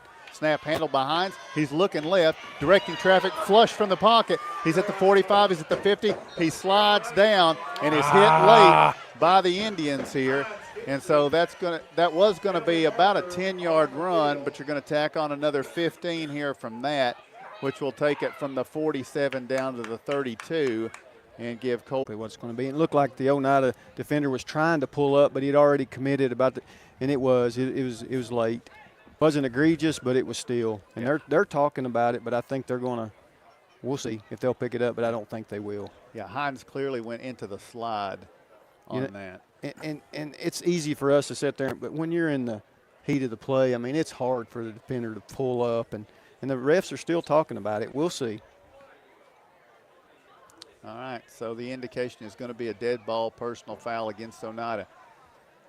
Yeah. So from the 47, that'll move it to the 32. And that's good coaching. You know, Hines is your senior leader, and he's probably been coached to go into that slide. Don't take a hit. Don't take an unnecessary hit when you get a good play, and then the guy goes into the slide. So the Yellow Jackets with a 1st and 10 at the Oneida 32. Colton Henry to the left of Cole Hines. They're stacking a pair of receivers on either side. Here's the snap. Hines, quick screen off to the left. Back man Roberts makes the catch up to the 30. Pushed out of bounds as he nears the 25. He's about the 26-yard line. That's where he got to. It's about a 6-yard gain on 1st down for Eli Roberts on the quick screen. It'll be 2nd and 4. Right now, they're getting whatever they want. We're not giving much resistance. They're just reading our defense, and they're coming to the line of scrimmage, and they're looking to the sideline. A lot of people are doing that today in their offenses in all levels, and they're just getting what they want right now against our Oneida defense. So now at the 27-yard line, Hines looking right. Now was going to run. Now he's flushed out to the right. Now he fires across his body. It's tipped and incomplete. Yellow Jackets had a chance at it down there, but a lot of traffic, and Hines threw a risky pass down in there trying to hit Rommel Conlon. It's incomplete. It'll be 3rd down and 4. Yeah, fortunate we didn't get a holding call or a pass interference call. Looked like we were impeding a receiver down there, so very fortunate for Oneida. We didn't get another penalty. We did flush him out. I'm surprised he just didn't run with it and get the 1st down there, but it'll be 3rd and about 4. Now from the 27-yard line, it will be 3rd down and 4 for the Yellow Jackets. Hines will have a pair of receivers, again, stacked up on either side. They get very wide out near the boundary, too. And here goes Henry in motion out to the left, firing out to Roberts. Roberts makes the catch, breaks one tackle, gets inside the 20 to the 15 to the 10 to the 5. Got past a few Indian defenders and all the way into the end zone there as Coalfield takes a 13-0 lead. Wow. I mean, they just threw it out in the flat, and we hit him dead in the chest, and he just bounced off and kept going, and the white and black kept their blocks down the field, and he just went down the sideline and walked in. I shouldn't say walked in, he scampered in. Luke Treese will attempt the 2nd extra point for the Yellow Jackets here. The holder will be Cole Hines. And the Yellow Jackets looking for the 14-point lead. The snap, the hold, the kick is on the way, and this kick is good. Time out on the field. We take the break with your score. It's Coalfield 14, Oneida 0. At Big South Fork Medical Center, our dedicated team of medical professionals are available 24/7 should you or your family need high-quality care. We have an emergency room, inpatient unit, and a range of outpatient services. Big South Fork Medical Center, your local hospital where we're small enough to care but large enough to heal. For more information on what we have to offer, you can visit our website, www.bsfmedical.com. Welcome back to Oneida football. 5:06 to play here in the first quarter. The Coalfield Yellow Jackets lead 14-0. Oneida got the onside kick to start things off, but then turned it over, and Coalfield scored a touchdown. Then they stopped Oneida and scored another touchdown. That's where we stand. Here's Treese kicking it off end over ending, circling under it. The Indians pick it up now at the 5, out to the 10, to the 15. Gotta to go, the 20, gotta 25. go. There's a flag No down way. behind. This is going to be TJ Meredith getting up to the 50-yard line, but flags back down at the 23-yard line. So let's see. Meredith, they're going to say he stepped out at the 48. But these flags are likely going to be against the Indians. And I didn't see it. I know there's 2 of them. They must have seen the same thing, or one of them threw it because the other one did. I didn't see it. I didn't see no penalty in what was that block. All right, so there it is. It's going to be a hold against the Indians. Looks like they're going to step it off from the 27. So that'll move it back down to the 17. And the Indians will set up shop for the third time. I don't know. Looks like they may be marking it from the 24. Oh, you're right. Yeah, it's going to go from the 24 back to the 14, looks like. Just can't get out of our own way tonight. I mean, Coalfield is good, but we're giving them some things. 13. Oh, and it's an 11-yard penalty, Bo. Not 23 from the 23 to the 13. But okay. Either way, Oneida has committed 2 big-time mistakes to give them short field and 14 points so far. You had the false start, and then you had the interception. Reese Kennedy will be the running back to the right of Caden Rector. A trio of receivers off to the left. Here's the snap. Give to Kennedy. He's going to start inside, tries to pop it back outside. Coalfield rallies around him, and they'll drop him for a loss of yardage back to the 12. It will be 2nd and 11. It's tough. I mean, we have 5 linemen. They have 3 down linemen, and they brought somebody off the backside, and our 5 can't block their 3, and they tackle us for a loss. It's as simple as that. And we're just struggling at the point of attack. So now Rector in the shotgun. Again, a trio of receivers off to the left. Looks like Meredith to his left, or is that Kennedy still? Kennedy. All right. So 2nd down and 12. Here's Rector with the snap. The pitch out to Hurst, in and out of the hands, and it will fall incomplete. Stops the clock with 4:03 to play here in this first quarter. And the Indians will have 3rd down and 11. It's the old pin your ears back and you know they're coming, right? We've seen Oneida in these positions call a lot of screens, things like that, but they are playing the pass. They're just coming at us with their front 5 or 6, and they're playing deep with 5 defensive backs and daring us to throw it. So here we go with a 3rd down and 11. We've only played 8 minutes. Coalfield with a 14-0 lead. Oneida in danger of handing it back to him. Rector is going to go deep down the middle. The pass to T.D. Ryan. Oh! He had it for a moment, and Eli Roberts was able to knock it out of his hands at about the 47-yard line. And it will stop the clock with 3:56 to play here in the first quarter, and Oneida will be forced to punt. Pulled it straight out of T.D.'s hands. T.D. had it there, and, just ripped it straight out. Great defense by Roberts right there to force Oneida now into a second punt.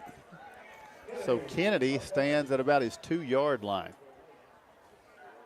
Oneida will snap it to Reese. He makes the reception of the snap, gets the punt away. Roberts backing up. He halfway signaled a fair catch, and the official said, okay, we'll count that. So he fields it at the 49-yard line of Coalfield. And the Yellow Jackets, they have started from their 40 or better for their first 3 drives. They'll do it again here at their own 49-yard line. They've scored 2 touchdowns already in the first quarter. They lead 14-0. Yeah, this is a pivotal drive for Oneida. You don't want to go down 3 scores in the first quarter. But unless our defense can rise up, that's what it's looking like. I mean, Coalfield is very good, and they're very good at getting what they want when they want it. So 2 receivers left, 2 to the right. And man comes in motion. That's Brock Jones. Now 3 receivers over to the left. Snap by Cole Hines, and he's handing it off and working to his left and down to the Oneida 40-yard line. Jaden Bunch, that is a freshman running back right there, John, with a nice move. Following his blocks off the left side, but a flag down. There's where his blocks were a hold, huh? Yeah, it was right there on the edge, and I've been watching that all night, and I bit my tongue all night long. I've been good. As you always do. I try. You know, I wanted to see that holding call a couple times the last drive. It's right there on the edge, and the receiver or the lineman on this time, he had a handful of jersey, and he pulled his hand back and held his hands up like I didn't do anything. If he hadn't have done that, they probably wouldn't have called it. So that moves it back to the Coalfield 38-yard line, and it's going to be 1st down and 20. Their front 5, though, their offensive line has done a good job tonight. They're 5 linemen. Hines from the shotgun takes the snap, fakes to give to Bunch. Roll right. Now he's got pressure. He jumps outside of it, still rolling right, fires. His receiver comes back, helps him out. picks it up at the 47-yard line, then turns and fires up to the 50-yard line. And that's a very nice job of improvisation between a quarterback and a receiver, turning something from nothing and making a 2nd down and 9. That's a great spot for the refs for Coalfield right there. But anyway, Hines is just, I mean, how many quarterbacks are we going to see that are just magicians back there? 2nd down and 9. Here's the snap. Hines, quick fire out to the right side. Catch is going to be made up the right side. 45, 40, 35, 30, 25, 20, 15, 10, 5, and all the way into the end zone. Tucker West. West takes this one all the way for the Yellow Jackets, and now the lead is 20. With a flag. For Coalfield. What's the flag? It's probably going to be an unnecessary roughness or a late hit against Oneida. No, it's going to be on Oneida, but it's going to be something that's just we were jawing. Well, I saw a young man get hit on the blind side is the reason why I said that. Well, it come way after the touchdown. It is a touchdown. Dead ball, unsportsmanlike conduct. No. It's against Coalfield. So Oneida I saw Coalfield and Oneida guy jawing, and the Oneida guy turned his head, and that's when the penalty comes. So I just assumed it was on us. So I'm glad for it. They're going to assess it on the kickoff. So Coalfield will attempt the extra point right here. Luke Treese will attempt it, and the hold will be Cole Hines. Just simple little screen or cue passes out there in those twin receiver sets, and they block it so well. And last 2 scores have been that way. Here's the snap, the hold, the kick from Treese is on the way, and this kick is good. Timeout on the field. We'll take the break. Still 2:38 to play in the first quarter. It's all Coalfield. Yellow Jackets 21, Oneida 0. Located at 205 East 3rd Avenue in Oneida, Mark's Family Pharmacy is open 6 days a week with a drive-through window for your convenience. But we're more than just a pharmacy. Check us out for gift ideas like plush animals, Candleberry Company candles and fragrances, designer earrings, caps, toys, and more. There's something for everyone at Mark's Family Pharmacy. Open 8 a.m. to 6 p.m. Monday through Friday and 8 a.m. to noon on Saturday. Welcome back to Jim May Stadium at Dr. M.E. Thompson Field. 2:38 to play in the first quarter. And the Coalfield Yellow Jackets will be kicking from deep in their own territory. They had an unsportsmanlike conduct penalty tacked on after a touchdown, but they are up 3 scores with 2:38 remaining here in the first quarter. Luke Treese will kick it off for the Yellow Jackets from his own 25-yard line. Treese making his way to the football. Here's the kick. Oneida racing over at the 31, watches it bounce, picks it up. Now up to the 35. Ooh, hard hit as the Indians are driven out of bounds by Levi Heidel, the sophomore, with a hard hit there from Coalfield. And we do have a flag down over at the 38. I think it's going to be on Coalfield again. Dumb penalty right there by Coalfield. You're up 21-0 in the first quarter, and you do something like that. And I'm sure Coach Napier is going to be all over him. It's basically 2 in a row. Yeah. It's 2 in a row. And they had our guy out of bounds, and there was a little extra shove there at the end. Yeah. I mean, we ain't putting up a fight. I can't agree more, Mark. Yeah. This is since the interception. It's it's been hard to watch. Oh, it's been hard to watch all year. If it's coming out in what I'm saying, I apologize, but as an alumnus and a former player, it's just hard to watch, and I got a right to say that. At the 48-yard line, it is 1st and 10. Indians will be under center now here with Caden Rector. Bringing the team set, bringing a man in motion, taking the snap, turning, handing it to Elijah Phillips. He sheds off the first wave, but 4 greet him after he got past the first 2, and Elijah Phillips is stopped for a loss of 1. You know, they're up 21. It's going to be hard to get anything, get some push up front. but we're just going to have to try. You're going to have to go play to play now, and you're going to have to establish something. And, there's no movement on the line of scrimmage whatsoever. No. We're going backwards every play. And don't get me wrong, they're good, but again, they've only got 3 down linemen on the defensive side. 2nd down and 11 now. Once again, Rector under center takes the snap, brings a man in motion. Hit from the backside. He gets the pass away, trying to set up the screen to Phillips, and couldn't make the catch. It fell just a little short. He felt like he could have gotten it. Elijah beating himself up over not picking that up, but it's just it was a rushed-up play from the Coalfield rush. A pretty good play call. If we catch it, if it gets out there a little quicker and we catch it, it may have went for a little bit. They had a cornerback coming up quick, but that's the only guy you got to beat, and that's what you want. You want a one-on-one situation in space. Who knows? And it's a compliment of mistakes by this. It's not just one. It's a compliment of a bunch. Oneida needs the Coalfield 38 for a first down. Here's the snap on 3rd and 11. Caden Rector flushed out to the left. Rector looks. Now he's going to run forward. He's got the 45 to the 40, and he's going to be knocked out of bounds here, and there's a flag back around the pocket where Rector was. And he's 3 or 4 yards, maybe 3 yards short the way he ran out. Would have been 4th and 3. They're probably going to accept this and pull us on back. So from the 48, it's going to go back to the 38. Yeah. Well, gentlemen, that was John Selby got caught red-handed right there. So it will be snapping from the Coalfield 38-yard line, and Oneida has to get to their own 38-yard line. It'll be 3rd down 24 here. First quarter, Coalfield leads 21-0. From the 38, Rector in the shotgun. 2 receivers to the left, 1 to the right. Caden takes the snap, drops back.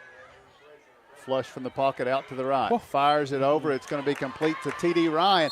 He'll stretch forward across to the 49-yard line, and that's going to be an 11-yard reception on 3rd and 24 for Ryan, who's having a good night here on what is not a good night overall for the Indians. But now Oneida's going to be forced to punt. It's bad football is what it is. It's just bad football, guys. You can't call it any other way. I mean, that's just what it is. Oneida will choose to punt, and I think that's the right call. They'll have the worst field, hopefully, right here for Coalfield to start. Here's the snap. Reese Kennedy is going to punt it away. Eli Roberts races up. He doesn't call the fair catch this time. Ball's out. He loses the handle on it, but Coalfield falls on it. So, John, you were right. Trey Lively, the freshman on special teams, is back there to get on it for the Yellow Jackets and maintain the possession. Yeah, he just, they've been calling fair catches, and that was a pretty good punt, and he chose to run up to catch it, but Oneida had a gunner over there who was tangled up with a defender for with Coalfield, and they all came together, and the ball squirted right through his hands. So fortunate for Coalfield to get it back. That'd been a big break for Oneida to get a turnover right there. 1st and 10 from their 11, the Yellow Jackets, with Hines bringing a man in motion. Snap is low. Hines turns, hands it to Colton Henry off the right side. Henry out to the 15. He's up to the 20-yard line, to the 25, and out to about the 27, maybe the 28-yard line on a big run of 17 here for Colton Henry. It will be a first down for the Coalfield Yellow Jackets to getting big chunk plays. Yeah, it was just a white and black wall going off that right side, and Oneida they were just decimated over there. Like we was on roller skates. Yeah, we were going backwards. So 1st and 10 from their own 28-yard line for the Yellow Jackets. 3-score lead. Here's the snap. Hines hands it off to Henry. Henry tries to find some running room in the middle, and the Indians are able to stop him here for little to no gain, about a yard. It'll be 2nd down and 9. Back-to-back plays that Cam Kidd's been in on the tackle, but the question is why was Cam Kidd on the tackle 17 yards downfield as a defensive tackle? Yeah. Nice play there on first down. Thank you, Bo. Nice play there on first down. 2nd and 9. 2nd down 9. Here's the snap, and here's Hines faking the give, going deep down the right side. The catch is incomplete. Flag in the backfield as well. Tucker West. Yeah, we're going to have a hold back there. It looked like Selby. Is that Selby that was trying to get back there? He was just manhandled. Excuse me, that was not Selby. Tucker West was one-on-one against Tate West, and Tate's given up about a head taller there in trying to defend that Coalfield receiver. Pass was underthrown as he came back to it. He wasn't able to reel it in. Now a flag comes in over on the sideline. Probably going to be against the Coalfield coaches here. Yep. Head coach down there wearing the official out. And it was, he was mugged. Caden Terry was mugged coming off this defensive right side. And, the fans over here on the sideline, you could hear them all yelling, and the official, he caught it. And now I think it's going to be a back-to-back penalties. So, yeah, that was going to put it back at the 18. And now they'll move it back to the 9 as it's half the distance. And Coach Napier is still talking to the official over there. I'm confused how you can be up 21-0 in the first quarter and get the penalties that Coalfield's getting. Losing their discipline a little bit there.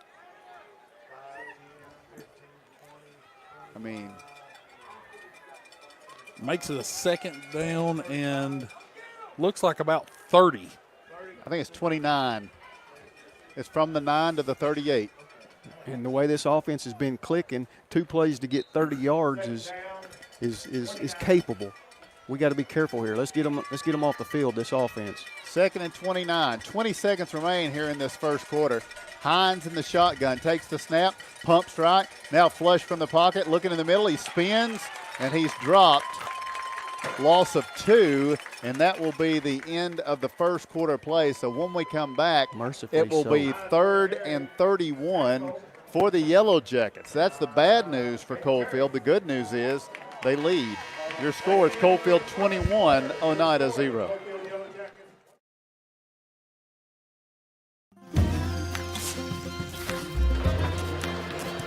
If you're a DIYer, Lumber King is your supplier. Equipment and tools, we got it. Paint and cleaning supplies, we got it. Rugged apparel and lawn care, we got that too. Visit us at 20359 Alberta Street in Oneida, Tennessee to make all your DIY dreams come true.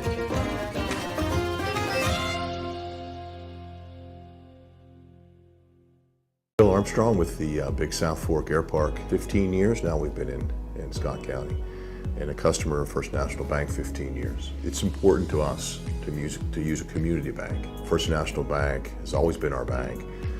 They're large enough to service any needs you have, but there's a sense of community here. It's nice doing business with people that you know. They know your name, so that's why we use First National Bank.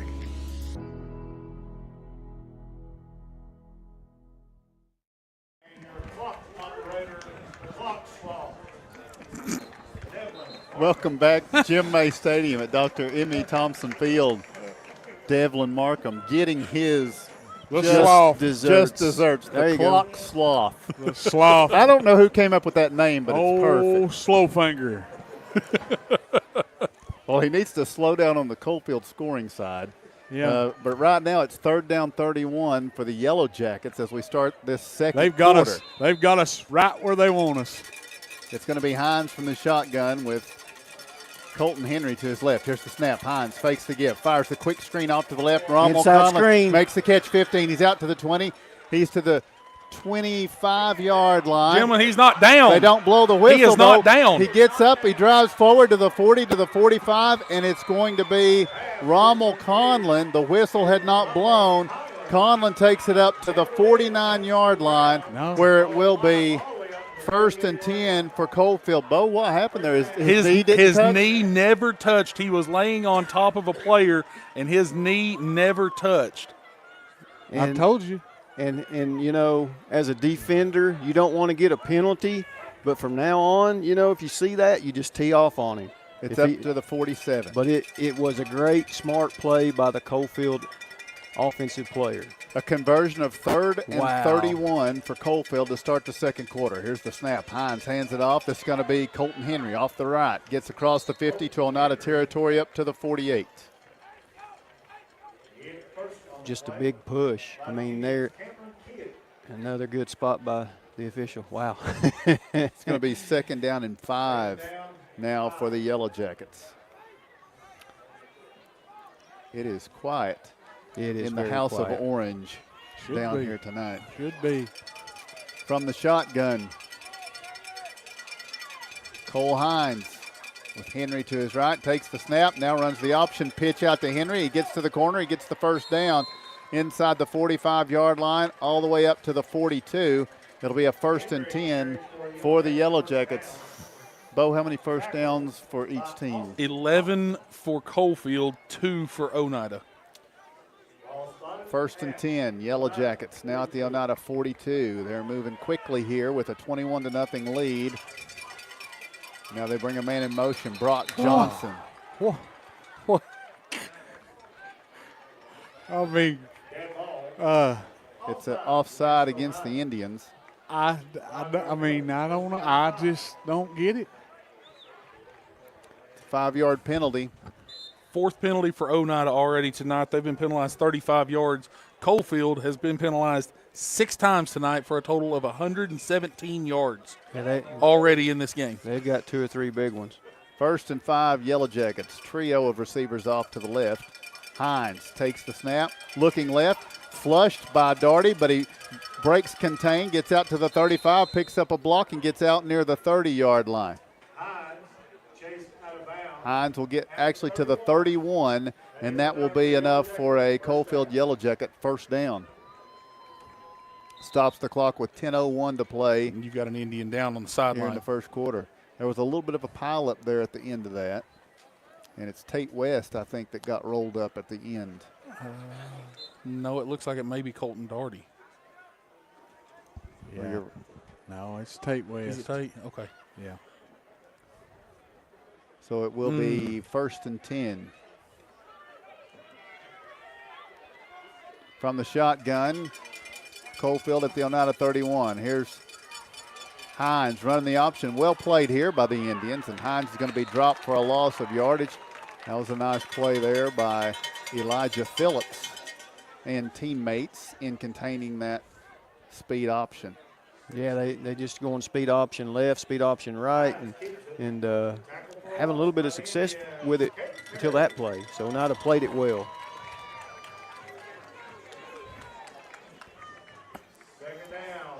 So it will be 2nd down and 12. Checking to the sideline are the Yellow Jackets here with 9:20 and ticking in the first half. And Hines from the shotgun on 2nd and 12 takes the snap, looking right, good protection, fires across the middle, contact early, and since the defender was not looking back for the football, I think they're going to call the Indians contact against Brock Jones here, and it will turn a 2nd and 12 into a 1st and 10 for the Yellow Jackets.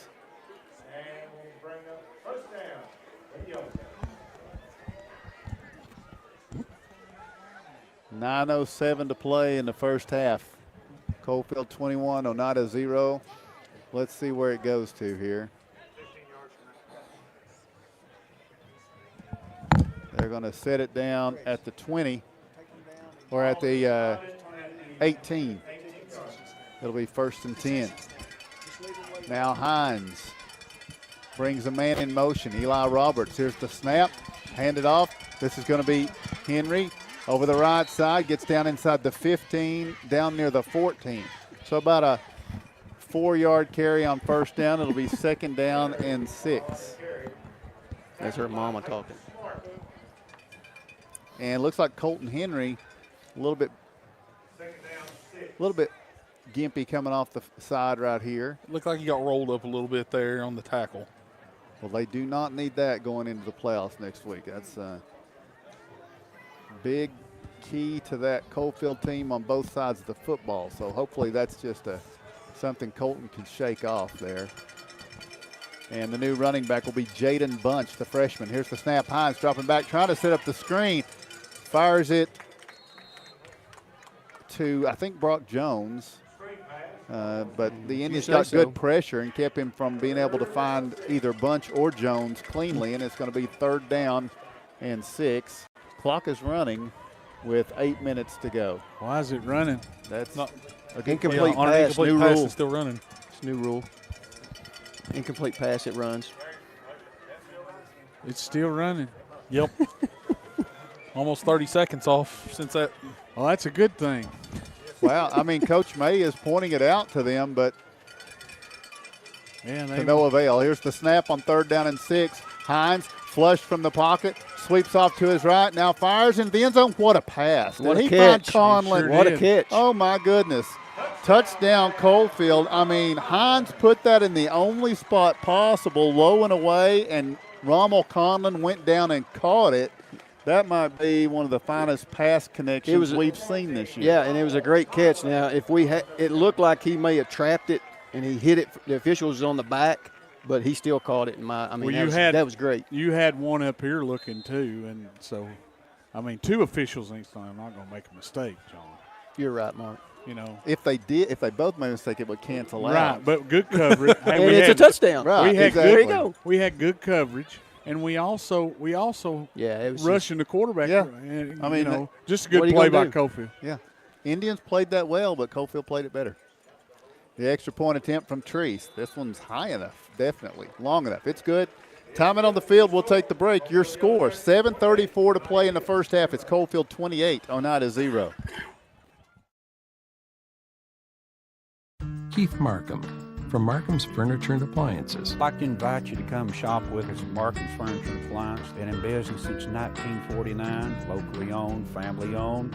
We offer the largest selection of furniture and appliances in Scott County. We offer the same-day delivery. Financing is available with a finance company. If you don't see what you like, we're always glad to special order it. Appliances we can normally have within a week. Furniture normally would take about 4 to 5 weeks if we special order it. Thank you. Welcome back to Jim May Stadium at Dr. M.E. Thompson Field. 7:34 remains in this first half. It is Coalfield 28, Oneida 0. How about some good news? The Oneida Middle School team is playing for a championship tomorrow at Campbell County. We're going to live stream that thing for you. It starts at 3 o'clock tomorrow from Campbell County High School. The Cougars have that nice artificial turf field. The middle school Indians have a nice, sparkling, undefeated record, taking on a Wartburg Bulldog team tomorrow. We'll have the broadcast and the live stream video pictures for you. Lucas Laxton's going to bring those. Now 28-0, Coalfield kicking it off to Oneida. And it's going to be Landon Lindbergh fielding at the 8 to the 10 to the 15, out to the 20, picks up a block there to the 25. There we Makes go. a nice move, 30, 35, out to the 40. Lindbergh slung down up to the 42. Landon Lindbergh with a nice return for the Oneida Indians there, and it will be 1st and 10 for Oneida with 7:24 to play here in this first half. So, Bo, what offensively for the Indians, has there been anything that you can look down at and say this has worked tonight? 2 for 6 for 21 yards through the air, the 2 catches by Todd Derrick Ryan, and currently 5 carries on the ground for -1 yard. He said find something good, Bo. I'm trying, guys, but it's hard to no, find it just yet. would have been a lot right now, answer. probably, I guess offensively is probably our kick returns because we've had a couple good kick returns. From the shotgun from the 42, here's Rector taking the snap, handing it off, and this is going to be Meredith through the right side. Nice job of running across the 45 to the 46. That'll be a 4-yard gain. It'll be 2nd down and 6 for the Indians. So there's a 4-yard gain on 1st down for T.J. Meredith as we hit the 7-minute mark of this first half.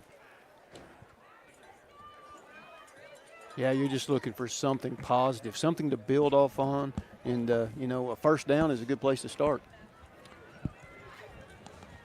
So 2nd down and 6. Oneida would have to get to the Coalfield 48 for a 1st down. Rector will work from the shotgun as the play clock goes inside 10 seconds. Here's the snap, Rector. Quick screen off to the left. Catch is made by T.D. Ryan. He's going to cut it up. gets to about the 50-yard line, and Todd Derrick, 3 receptions. He's playing hard right now. It's don't let this performance go lost in the miseries that you've seen from Oneida tonight, because TD's playing hard. And that's a senior. You know, you want to see your seniors go out fighting and scratching. And I know the score says 28-0 Coalfield, but these seniors out here, they got to reach down and find something and fight for it the rest of the way. You got to remember, Jim, we were in this kind of a deficit against York as well, and got it there and fought back in the second half. Halfway through the second quarter, Oneida at the 50-yard line with a 3rd down and 2. Ryan goes in motion. Here's the snap. Here's the give. It's going to be Meredith off the right side, and TJ is going to back his way to a First National Bank first down to the 48-yard line of the Coalfield Yellow Jackets. Oneida is slated to get the ball to start the second half.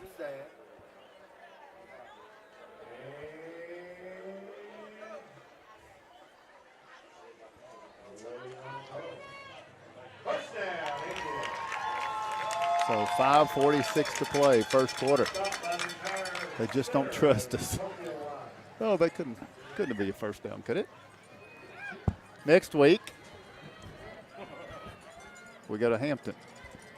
Thanks for that. Hampton was the #1 team in the state going into the game last night, but they played the #4 team in 5A, which is Daniel Boone. Hang with me here. Daniel Boone won that game 21-20, but Hampton likely will drop out of #1, even though they only lost by 1 to the #4 team in 5A, because Alcoa had dropped Tyner last week. Here, rolling. It's going to be Rector firing down the right side. Ball is going to be picked off here by the Yellow Jackets at the 30-yard line, and that will end the Oneida threat on this drive, as dropping back into the area and picking it off will be Cole Hines.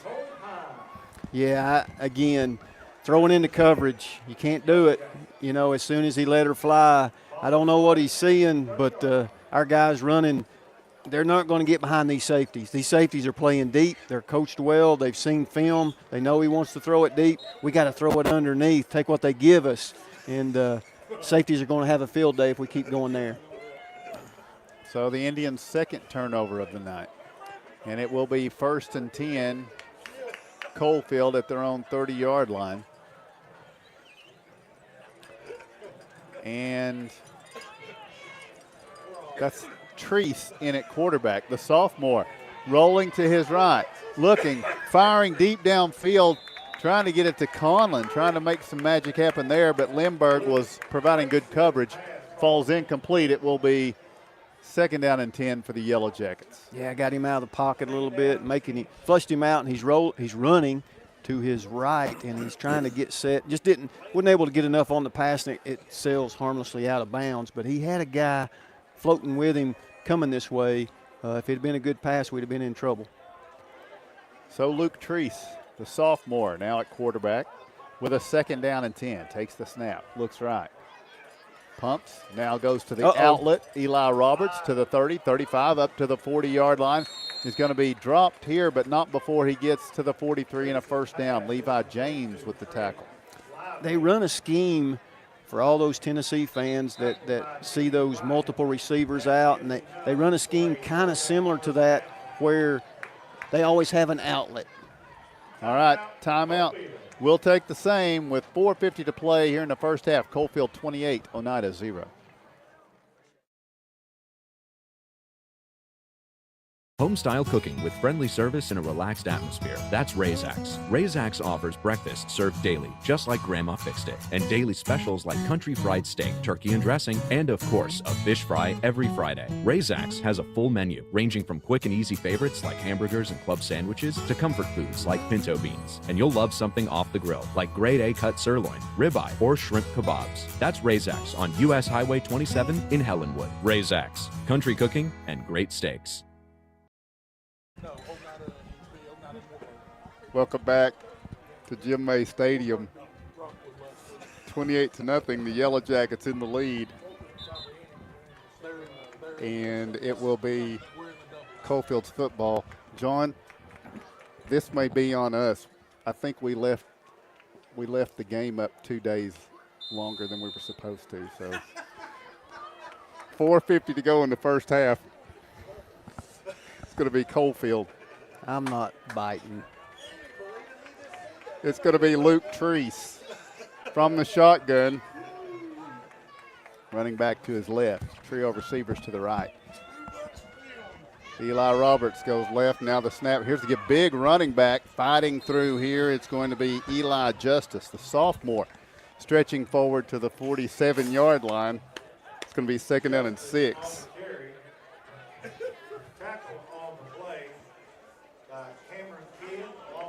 Coalfield, a lot of seniors on this team. You guys, have you talked to anybody before the game, Mark? They feel like this is a special squad for them. This feel like all these seniors and got a good quarterback at senior. He's got a lot of experience. They think this is the year they're going to make a big push again. Oh yeah, they're going to play deep into the playoffs. I believe it too. Yeah, good football team out here. Absolutely. Yeah, that's a different style right there, boys. Treese from the shotgun. Oh, good play. Hands it off, and nothing doing here on the run for Brock Jones as Oneida breaks in and gets the stop behind the line. It'll be 3rd down and 9. Yeah, you seen no lookout blocks there, didn't you, John L? Look out! You're going to kill me back here. And that was John Selby, an old Hoss Cartwright, Hoss Harness. Back there making a big play in the backfield. Good job. 3rd down and 8 from their own 45-yard line. Here's the snap. Treese dropping back, looking, fires deep down the left side, looking for Conlon.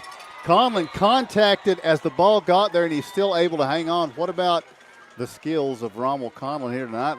Lindbergh broke on it, made the hit right when the ball got there, but Conlon's able to reel it in and a 1st down for Coalfield.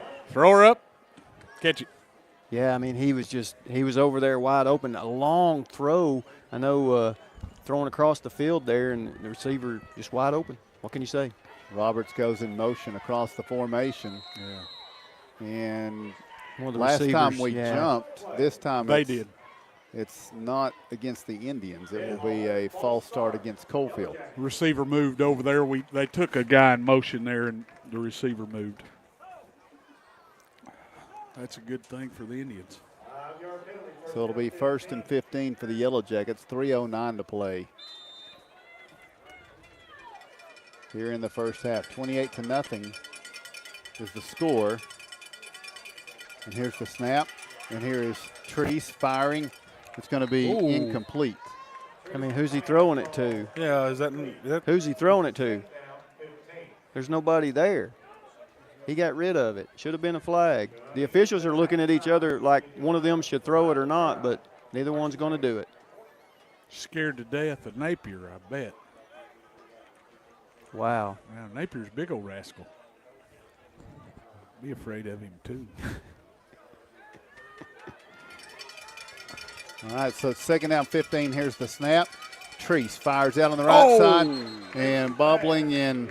You didn't drop it. Why'd you say that? Alligator arms. Tucker West unable to reel that one in. It'll be 3rd down and 15. Boy, he had a shot. I believe he was looking upfield a little bit right there, and they set that inside screen up nicely. They block it well, and they've hurt us on it tonight. Yeah, but he was just looking upfield there. Seen some green grass maybe in front of him and took his eyes off the ball. Still almost 3 minutes left in the second quarter. We'll probably be here at 11:30 the way it's going. 3rd and 15. Here's the snap. Dropping back, Treese. Here's pressure. Fires left side. Conlon. He just lays in there, man. Rommel Conlon comes back up, makes a big catch here. It's going to be 4th and short. And we had an inside blitz called, and Peyton Smart was bearing down on the quarterback, and man, he just stayed in the pocket till the last possible second and launched that thing out of there. Great play. And we've got many more years of him to watch. Thank goodness. And that was just the first 3rd down conversion that they have not successfully converted. 4th and 3. Treese takes the snap. Now he wants to run for it, and he does. 25 down to the 20. Slips a tackle. 15, 10, 5. Luke Treese stretches for the pylon touchdown. Coalfield on 4th and 3. Treese takes it all the way to the house. And the Yellow Jackets lead 34-0 here in the first half. Wow. Yeah. We better find something like we have in the third quarter like we have all year, coming out in the third quarter and playing, or this is going to get bad ugly. I mean, worse ugly, I should say. It's already bad ugly. Well, is to start the second half, will we be under the mercy rule? Yes. Mercy, please. Don't beat me no worse. So it will be the extra point attempt. Have mercy. Cole Hines. Whew. It's a chicken kicking right now. As Greg points out, I think that takes care of John L's worry about us being here till 11:30. Yeah. The extra point from Treese is on the way, and this extra point is good. We'll take a break. Timeout on the field. 2:41 to play in the first half. Your score: Coalfield 35, Oneida 0. Chicken kicking. South Fork Physical Therapy is proud to support the Scott High Highlanders and the Oneida Indians. With offices in both Huntsville and Oneida, one of our 6 doctors of physical therapy are always close by. We regularly treat back and neck pain, general sprains and strains, vertigo or dizziness, TMJ disorders, as well as post-operative patients. We accept all insurances and flexible payment plans are available. At South Fork Physical Therapy, we strive to make your experience accessible, affordable, and enjoyable. Welcome back to Jim May Stadium at Dr. Emmy Thompson Field. You see it there, Coalfield Yellow Jackets with a 35-0 lead on the Oneida Indians. 2:41 to play here in the first half, and Coalfield will be kicking off. Oneida kicked off to lead off this game with an onside kick and recovered it, but unable to convert a first down on that possession, and now Oneida takes over again. It's going to be Lindbergh with the catch, and then he gets across the 20, and then he's going to be driven down out of bounds. Flags come in, and there, John, you talked about it a minute ago. That's a bad look. Well, and the head coach is grabbing that young man right now and telling him we don't need that. But you know what? And I'm not condoning this, but that's one of those penalties that starts a melee. When you see one of your teammates get done that way over there by the fence, usually bad things happen. So the Indians will get an extra 15 tacked on. Just totally uncalled for, and that's also how you get somebody hurt.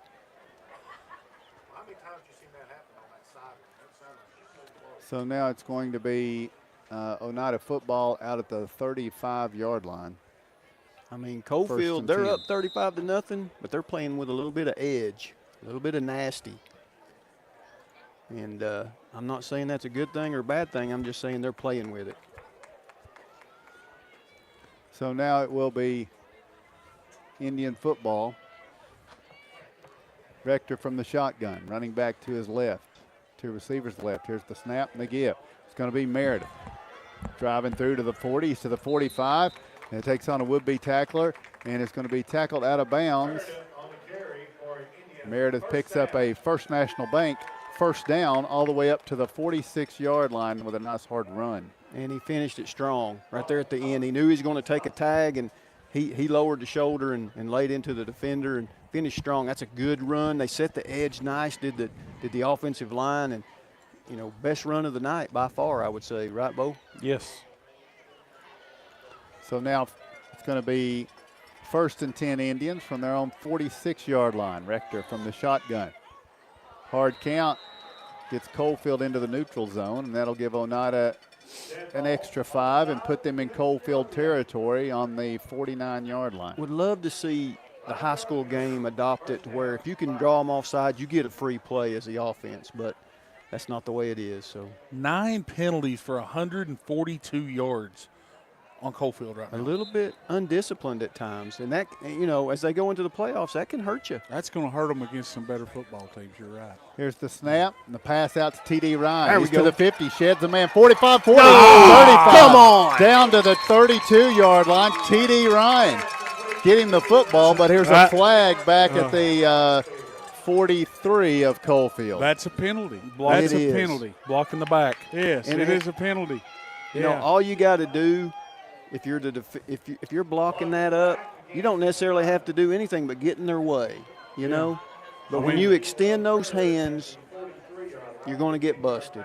Yeah, I mean, there's no doubt about it. That was a well-called one right there. That was a penalty.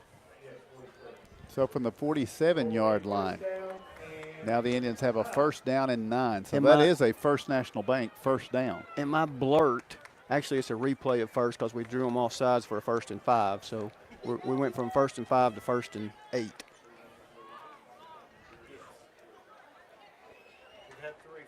Now from the shotgun, Caden Rector. I'm just trying to help First National Bank out, okay? It's been a rough night. Here's the handoff to T.J. Meredith, keeping the wheels going. That's a nice effort from T.J. Meredith. That was a hard run to pick up 2 yards. It'll be 2nd down and 7. I mean, he did all he could with that one. Oh, yeah. Yeah, he took extra shots, which you don't want to see. So it'll be 2nd and about 6.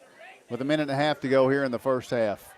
Time ticking down. Oneida with a 2nd down and 6. The Indians with a full complement of timeouts. Rector from the shotgun. Trio of receivers to the right, 1 to the left. On 2nd down and 6. Here's the snap, Rector. Looking across the middle. Oh, my goodness. It's in and out of the hands of the would-be receiver, and it's going to be picked off by Cole Hines. Nice pass, but Oneida couldn't reel it in, and Coalfield comes up with their 3rd interception. That one, though, not on the quarterback with 1:08 to play in the first half. Yeah, I feel bad for that young man. It went right through his hands. He's had a couple that way in the, not going to call him out, but just feel bad for him. So back to the 34 for Coalfield with 1:08 to play in the first half. They've got 2 timeouts should they choose to get aggressive here. They had Treese in the game at quarterback earlier on the last possession. Looks like Hines is going to be back out there here for the 2-minute drill. Pass goes out to the left side. Catch is made, and racing for the sideline, Levi Heidel will stop the clock with 1 minute to play after advancing the football. What, about a yard. 2nd down and 9. Nice job out there by Colton Darty. He shed a block by the lead back there and was able to get out there and hold that to minimum gain because they have just been killing us with that play up to that point. So just nice job by Colton Darty. So now on 2nd down and 9 from the shotgun. Hines dropping back. He's got good time to work with. Now he's flushed out to his right. He's going to throw a skipping grounder forward. Incomplete. It'll be 3rd down and 9. Out of the pocket. I mean, he had a receiver over there. Yep. In the vicinity. Just well coached. Just well coached to the point where they know exactly what they need to do. If they're flushed out, they know what options they have. They don't hold the ball and take a sack. They throw it away. Not worried about those stats, They just throw it away. So good call. 3rd down and 9 from the shotgun here. With the snap, Hines dropping back, flush to his right. He's got pursuit. He's directing traffic, trying to get clear, and is not going to be able to pass it. He's going to be taken down out of bounds here. That will stop the clock, and Coalfield will face a 4th down and 9. So they have a 5-score lead, but the Indians will not allow a 6th in this first half. Good play there by Austin Thompson. And he's made a couple over here on this edge. He's seeing some extended playing time tonight, and he's made a couple good plays. And Oneida turning them away, that's big. Tucker West going to punt it away for the Yellow Jackets. He stands at his own 16-yard line with 45 seconds to play here in the first half. First punt tonight for the Yellow Jackets. Tucker West is about 6'11". No, how tall? I don't. Probably about 6'5", 6'6". He gets all that leg into it. We don't have a listing, but my goodness. Now here's the return, and Levi James bobbled for a moment, quickly got on the football at the 34-yard line. It will be 1st and 10 Indians, 35 seconds remaining in the first half. Yeah, on a night like tonight, one of those right there bounces off your face mask, and Coalfield gets it right back. So lucky for Oneida to keep possession. Mm-hmm. Don't know what we'll try to do right here with 35 seconds left. We'll see. So from the 34,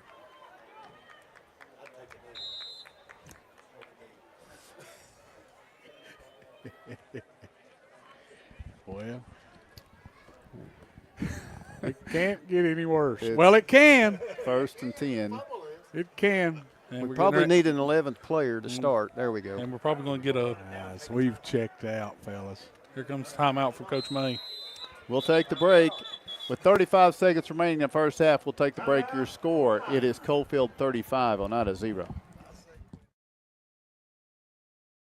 Bill Armstrong with the Big South Fork Air Park. 15 years now we've been in Scott County, and a customer of First National Bank 15 years. It's important to us to use a community bank. First National Bank has always been our bank. They're large enough to service any needs you have, but there's a sense of community here. It's nice doing business with people that you know, and they know your name. So that's why we use First National Bank.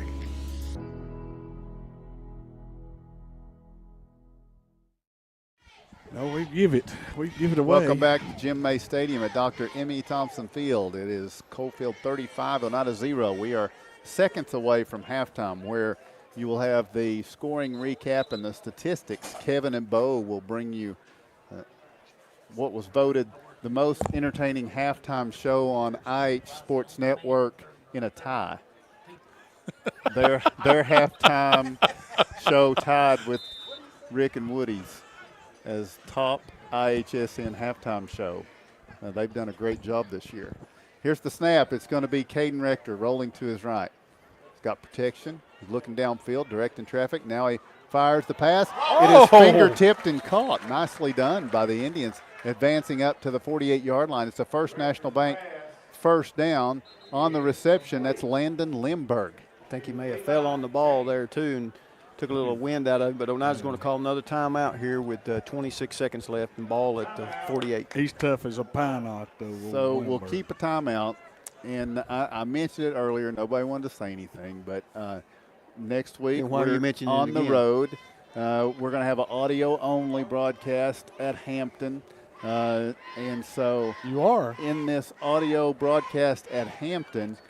What do you have to see in this second half from Oneida in this Coalfield game? Because I know it can't be what you see in the first half to go to Hampton with what's happened so far. And credit to Coalfield. It's not that Coalfield hasn't done well. You better take this one, John. Go ahead, John.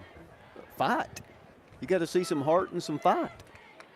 I mean, that's as simple as I can put it. You're not going to win every play, but doggone, you got to go out there and fight for it sometimes. And I'm not seeing that, and I hate to say that.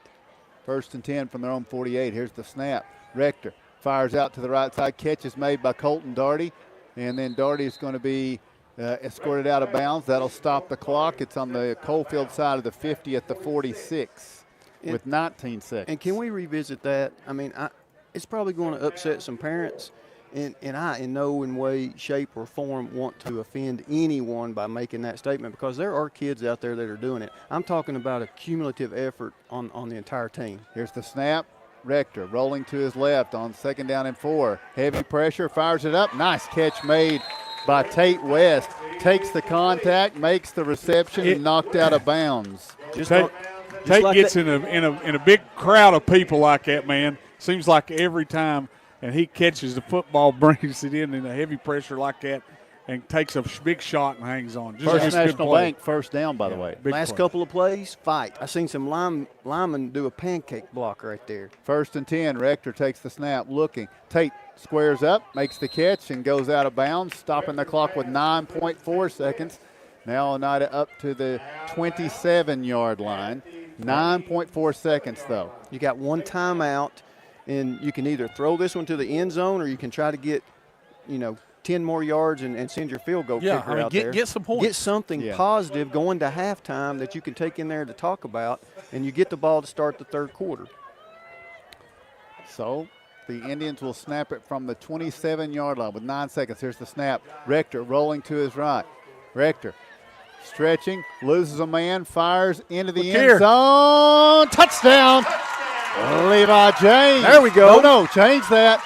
That is Tate West. There we go. Taking the reception. Nice job by the quarterback hanging in. He eluded. We've got a flag back at the Oh, 37, my goodness. gentlemen. Did he throw Or it past the 20. line of He scrimmage? throwed it past the line of scrimmage. Did he throw it past the line of scrimmage? I've got an echo in my headset. The quarterback Oh. was beyond the line of scrimmage is the indication from the official, negating a very nice pass and a very nice catch from Tate West. And it will be 0.3 seconds remaining. Oneida will have to It's still replicate positive. the effort. It's still positive. I mean, I know it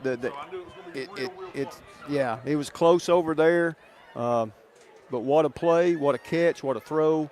Nice job by the line. Nice job in this series to even get down there to sniff at a score.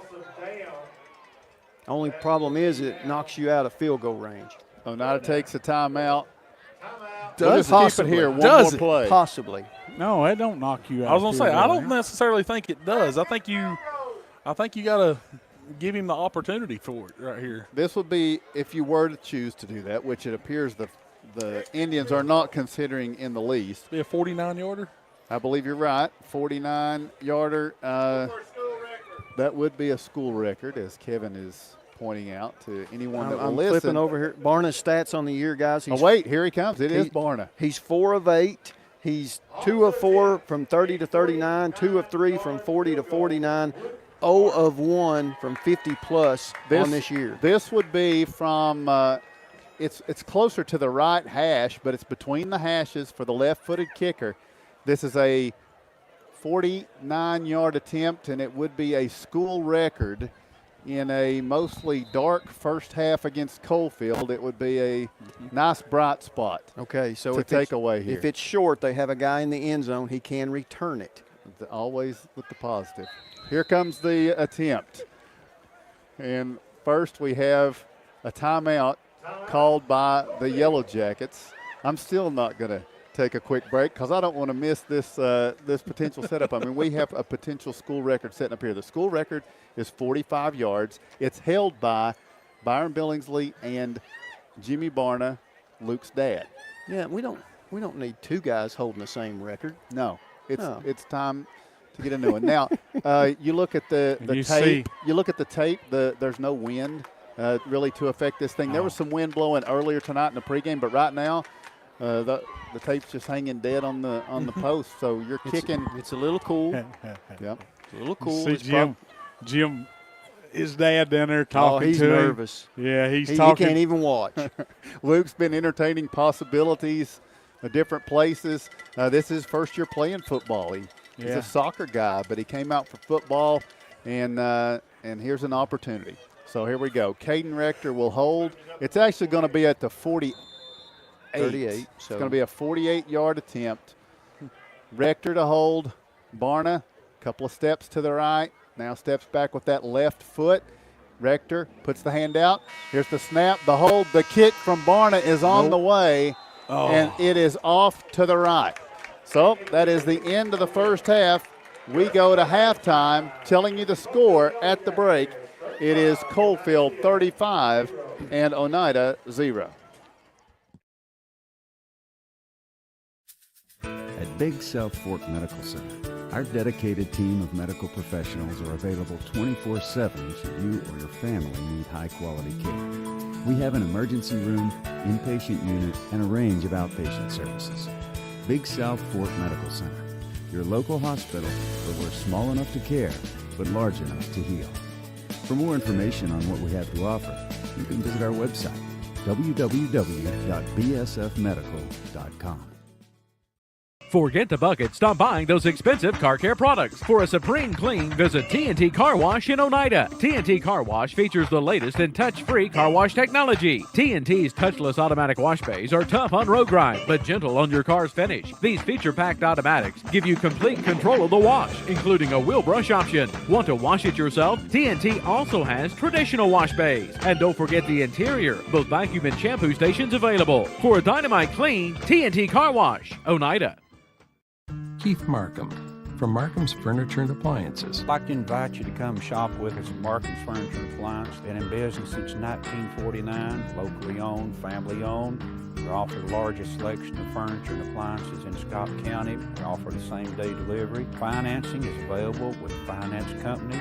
If you don't see what you like, we're always glad to special order it. Appliances we can normally have within a week. Furniture normally would take about 4 to 5 weeks if we special order it. Thank you. First National to me it's a core memory growing up, and it is something that's always been a part of my life. We renovated this building and opened this business. We were looking to source as much as we could locally, and what is more local than First National Bank of Oneida?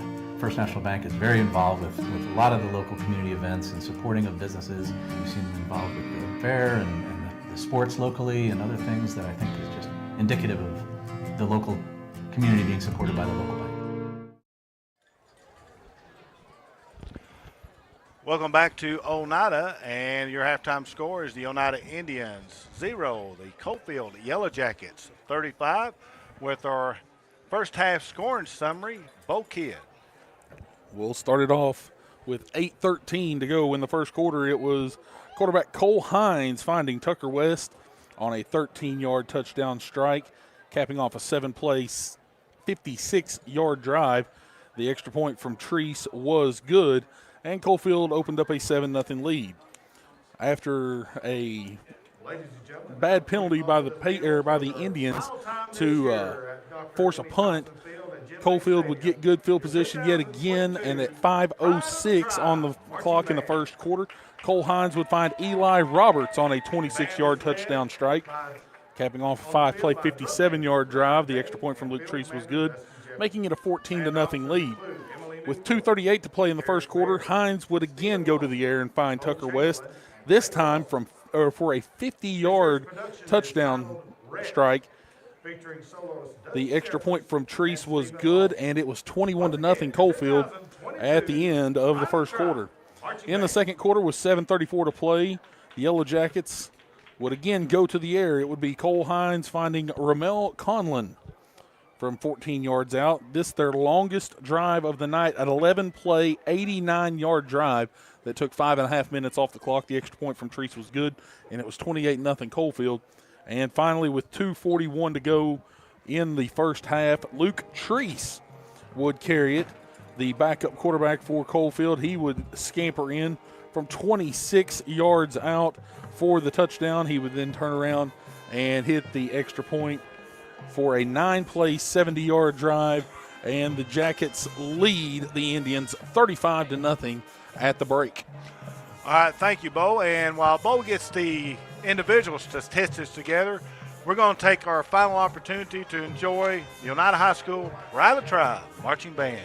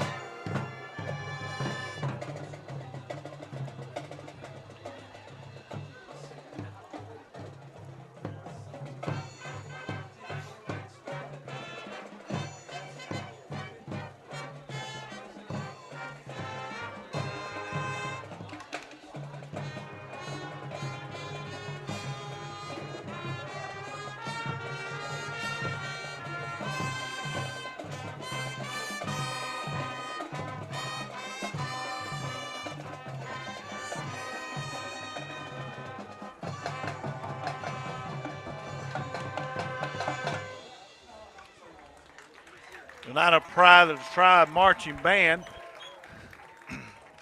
The band is under the direction of Jonathan Elliott. Assistant director is Jacob Boshears. Color guard director is Chelsea Elliott. Additional staff includes Carrie Kidd, Elena Baird, and Emily Ayers. They have had a tremendous season this year under the direction of Jonathan Elliott, have won several awards, and have also won their class in several competitions.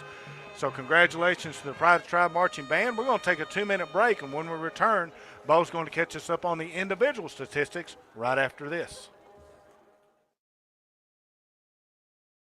Located at 205 East 3rd Avenue in Oneida, Mark's Family Pharmacy is open 6 days a week with a drive-through window for your convenience. But we're more than just a pharmacy. Check us out for gift ideas like plush animals, Candleberry Company candles and fragrances, designer earrings, caps, toys, and more. There's something for everyone at Mark's Family Pharmacy. Open 8 a.m. to 6 p.m. Monday through Friday and 8 a.m. to noon on Saturday. What's the best tool in the toolbox? The one you're going to use the most, the one that you're the most comfortable with, the one that you have the most confidence in. You know, it's the same way with banks. You know, you're going to use the bank that you're most comfortable with, the bank that you have the most confidence in, the bank that you feel very comfortable in going talking to a loan officer and asking about a mortgage, or presenting a business plan and getting a straightforward answer.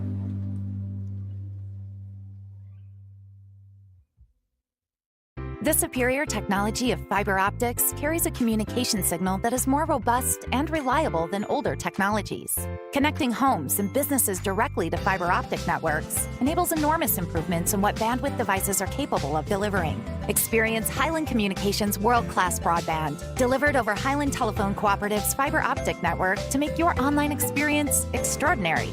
Highland Telephone and Highland Communications. World-class connections with a local, hometown touch. If you vape, you could be inhaling toxic metals into your lungs. To show how scary that is, we made metal monsters.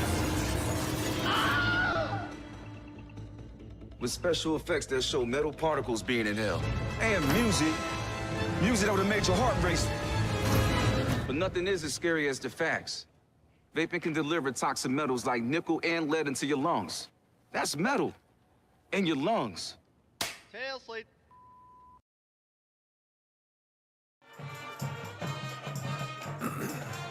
Welcome back to Oneida as we continue to enjoy the Pride of the Tribe Marching Band in the background. Now, Bo Kidd has our first half statistics. We'll take a look at Coalfield to start it off as they lead 35-0. 17 first downs in the first half for the Yellow Jackets. They have 16 rushing attempts for 102 yards. They are 14 of 21 through the air for a total of 222 yards, 37 plays, 324 yards of offense in the first half for Coalfield, but 9 penalties in that first half for 142 yards against the Yellow Jackets. They are led on the ground this evening so far by Cole Hines. He's got 8 carries for 41 yards. Colton Henry has 5 carries for 33. Luke Treese, the backup quarterback, with 1 carry for 26. And Eli Justice with 1 carry for 4. Through the air, the starting quarterback, Cole Hines, has been very efficient through the air. 13 of 15 passing for 175 yards and 4 touchdowns on the night. Luke Treese, 3 of 6 through the air for 47 yards. Their leading target is Eli Roberts. He has 5 catches for 67 yards and a touchdown. Ramel Conlon has 4 catches for 88 yards and a score. Tucker West, 2 grabs for 63 yards and a pair of touchdowns. Brock Jones also has 1 catch for 4 yards. Defensively, they are led on the night by Cole Hines as well. 4 total tackles. He has a half a tackle for loss. Connor Conlon has 4 tackles with a tackle and a half for loss. Riley Brown with 4 tackles and a tackle for loss. For the Indians, 7 first downs in the first half, 9 carries thus far for just 17 yards. They are 7 of 13 for 64 yards, but 3 interceptions in the first half. 22 plays for the Indians for a total of 81 yards of total offense. They're led on the night by Cole Meredith on the ground. He has 6 carries for 18 yards. Caden Rector has 1 carry for 1. Elijah Phillips has 1 carry for -1. And Reese Kennedy has a rush for -1 yards. Once again, Caden Rector, 7 of 13 through the air, 64 yards, no touchdowns, 3 interceptions on the night. Todd Derrick Ryan is his leading target, 3 catches for 25 yards. Tate West has 2 catches for 19. Landon Lindbergh with 1 catch for 14. And Colton Darty with 1 catch for 6. Defensively, Elijah Phillips, your leading tackler on the night. He's got 7 total tackles on the night, 2 tackles for loss. Austin Thompson has 3 tackles with a tackle for loss. Cam Kidd and Colton Darty both also with 3 total tackles on the night. So far, possession time is fairly even, I guess you would say. Coalfield has had possession thus far 13 minutes and 16 seconds in the first half. Oneida for 10 minutes and 44 seconds. Thank you, Bo. Appreciate all that. And we're going to take a break and be back to Oneida right after this. South Fork Physical Therapy is proud to support the Scott High Highlanders and the Oneida Indians. With offices in both Huntsville and Oneida, one of our 6 doctors of physical therapy are always close by. We regularly treat back and neck pain, general sprains and strains, vertigo or dizziness, TMJ disorders, as well as post-operative patients. We accept all insurances and flexible payment plans are available. At South Fork Physical Therapy, we strive to make your experience accessible, affordable, and enjoyable. Forget the bucket. Stop buying those expensive car care products. For a supreme clean, visit T&T Car Wash in Oneida. T&T Car Wash features the latest in touch-free car wash technology. T&T's touchless automatic wash bays are tough on road grime, but gentle on your car's finish. These feature-packed automatics give you complete control of the wash, including a wheel brush option. Want to wash it yourself? T&T also has traditional wash bays. And don't forget the interior, both vacuum and shampoo stations available. For a dynamite clean, T&T Car Wash, Oneida. The superior technology of fiber optics carries a communication signal that is more robust and reliable than older technologies. Connecting homes and businesses directly to fiber optic networks enables enormous improvements in what bandwidth devices are capable of delivering. Experience Highland Communications' world-class broadband, delivered over Highland Telephone Cooperative's fiber optic network to make your online experience extraordinary. Highland Telephone and Highland Communications. World-class connections with a local, hometown touch. Scenic Foods is about freshness, with meat cut in-store daily and special cut upon request. A deli that offers fresh meats and cheeses sliced to your choosing. A produce department offering fresh fruits and vegetables, and of course a full line of competitively priced groceries to meet your weekly shopping needs. Scenic Foods is about value and convenience. Don't have time to cook supper? Try our cheese sticks, pizza, and wings, as well as our fresh-made desserts and side dishes. Need to fill an empty pantry? We have all you need at Scenic Foods, located at 7352 Baker Highway in Huntsville.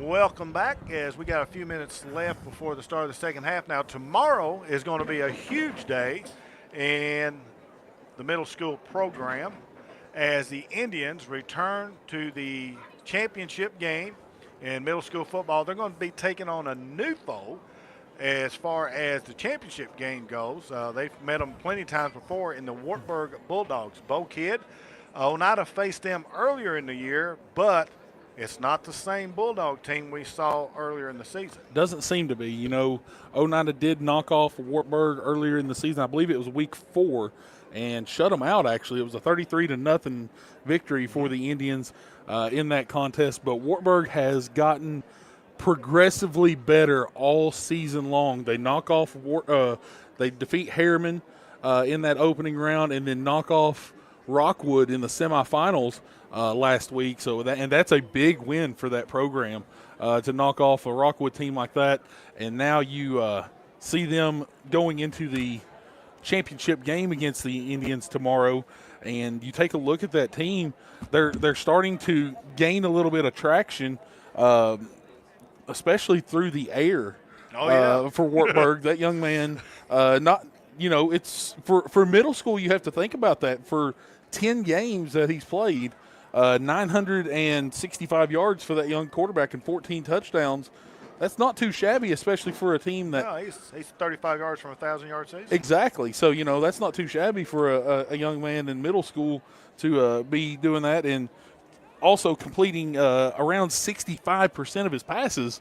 That's pretty efficient for that young man. So you've got to make sure that you're going to be ready to go, especially in that secondary if you're Oneida. But the thing that I've seen out of Oneida all year long is that they've gotten really good pressure up front all season long. The front four up front, and then that second line and the linebackers, they've gotten pressure all season long, and that's going to be a big key to that game tomorrow for Oneida. If they can continue that pressure, I think they've got a good shot at bringing home. And I believe, don't quote me on this, but I believe it is their 10th. And I got a chance to talk to Coach Birchfield today, and he told me that the last time that they played, they did not actually throw the ball that much against them. So this is something that is new that they've developed since they played Oneida. So he said also that they fumbled the ball a couple times deep in their own territory, and that's how Oneida was able to just go a very short field and score. So he's seemed to think it's going to be a completely different Wartburg team than they saw just a few weeks into the season. Yeah, there's no doubt about that. So I've been to practice a couple days this week. Oneida's had some really good days of practice throughout the week. Right now, of course, it's that time of year where you're trying to almost fight the elements on everything right now. There's a lot of sickness going around. You're trying to fight that off. You're trying to fight off you hate to say it, but the championship game jitters, even though Oneida's been there. And they've had a tradition of getting there, especially over the last few years. But these young men, they've still yet to really lock in and get that title. Yeah. This group of kids that's in there right now, and they're really hungry for it. You've got 20 eighth graders this year that are really wanting to bring home that gold ball. Well, we've taken it for granted for years and years and years about the Oneida Middle School football program taking home championships. This is going to be Jason Terry's in his fourth year. This is going to be his third championship. He come up short than the other two. I mean, literally came down to the last seconds in both of those games, and those were just heartbreakers. So if you think about it, you go back, these eighth graders have never won a championship. Correct. And like I said, we used to take that for granted. Oneida holds the state record in middle school in a couple areas. They won 6 straight championships. They have 8 overall. No other middle school in the state. I couldn't remember if it was 8 or 9. I knew it was close. Yeah, it's 8. And no other middle school has even come close to that. And so we got a great, great middle school tradition here. We've got over 20 eighth graders. How many eighth graders do we have? You knew We've got 20. 20. We've got 20 this year. And if any of them happen to listen to this, and I'll repeat this tomorrow too, guys, we need your help in the high school program. This middle school program is where it goes into the high school program and starts. You see so many eighth graders today opt out of playing that high school ball. And we had let's even go back to whenever I was in middle school. That would have been 98 to 2000. We started off my 8th grade year. We had 17 eighth graders playing football. We ended up graduating only 8 seniors. Wow. We had 8 seniors that graduated, but 4 of us started all 4 years in high school. So I want to see these kids stick with it because this is that feeder program to get to Oneida high school football. It is. And when you have the talent that Coach Terry's got down there right now to be able to come up, if they stick together for those 4 more years, you've got something that could be very special in the next 4 years. They need to understand that, too. I mean, they've got an excellent chance of making this in the next 3 or 4 years. One of the best teams that's ever been fielded at Oneida High School, I think. From what we've seen at them at this level and what they can offer, I think we got great, great things ahead if they'll stick with it and do it. And you've got some kids there that can make not only long-term impact, but we're talking immediate impact. Absolutely. Sure. So, hopefully, and good luck to those young men tomorrow over there. We'll be there, of course, with the live stream and everything. But I really hope to come out and see that because, of course, my team played for that first state title First one ever. back in Against 2000 Fairman at Anderson County. Yes, and so I'm really excited and really hope to see these kids bring home another one tomorrow. That is at 3 o'clock tomorrow kickoff. We will be covering it live stream, and pregame starts at 2:30. So we'll see you there. We'll be back for the second half of this one right after this. South Fork Physical Therapy is proud to support the Scott High Highlanders and the Oneida Indians. With offices in both Huntsville and Oneida, one of our 6 doctors of physical therapy are always close by. We regularly treat back and neck pain, general sprains and strains, vertigo or dizziness, TMJ disorders, as well as post-operative patients. We accept all insurances and flexible payment plans are available. At South Fork Physical Therapy, we strive to make your experience accessible, affordable, and enjoyable. The superior technology of Welcome back. We didn't get that full break. The Yellow Jackets and Indians are back out from the locker room, and we're ready for the second half of action with Coalfield set to kick it off. They lead 35-0 as we move to begin this third quarter from. That just hurts my feelings. I'm just going to be honest with you. Here is the kick. And the third quarter's underway. Oneida fields at about the 25. Now spinning, probably about 3 yards on the return for Oneida. And that's going to be Weston Hurst. A little bit shorter kick than what we've seen from the Coalfield kicker. He's a straight ahead kicker, but he has got a leg. He uses the boot. He uses the square toe boot. Oh, I've noticed because whenever he scored the touchdown, he came off and had to change the shoe. The old Jeff Owens shoe. Yes. All right.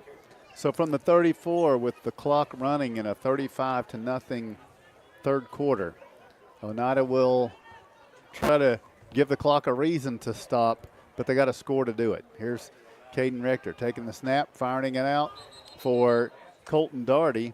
And the pass is incomplete. Just didn't get there. And we had it blocked out in front of that.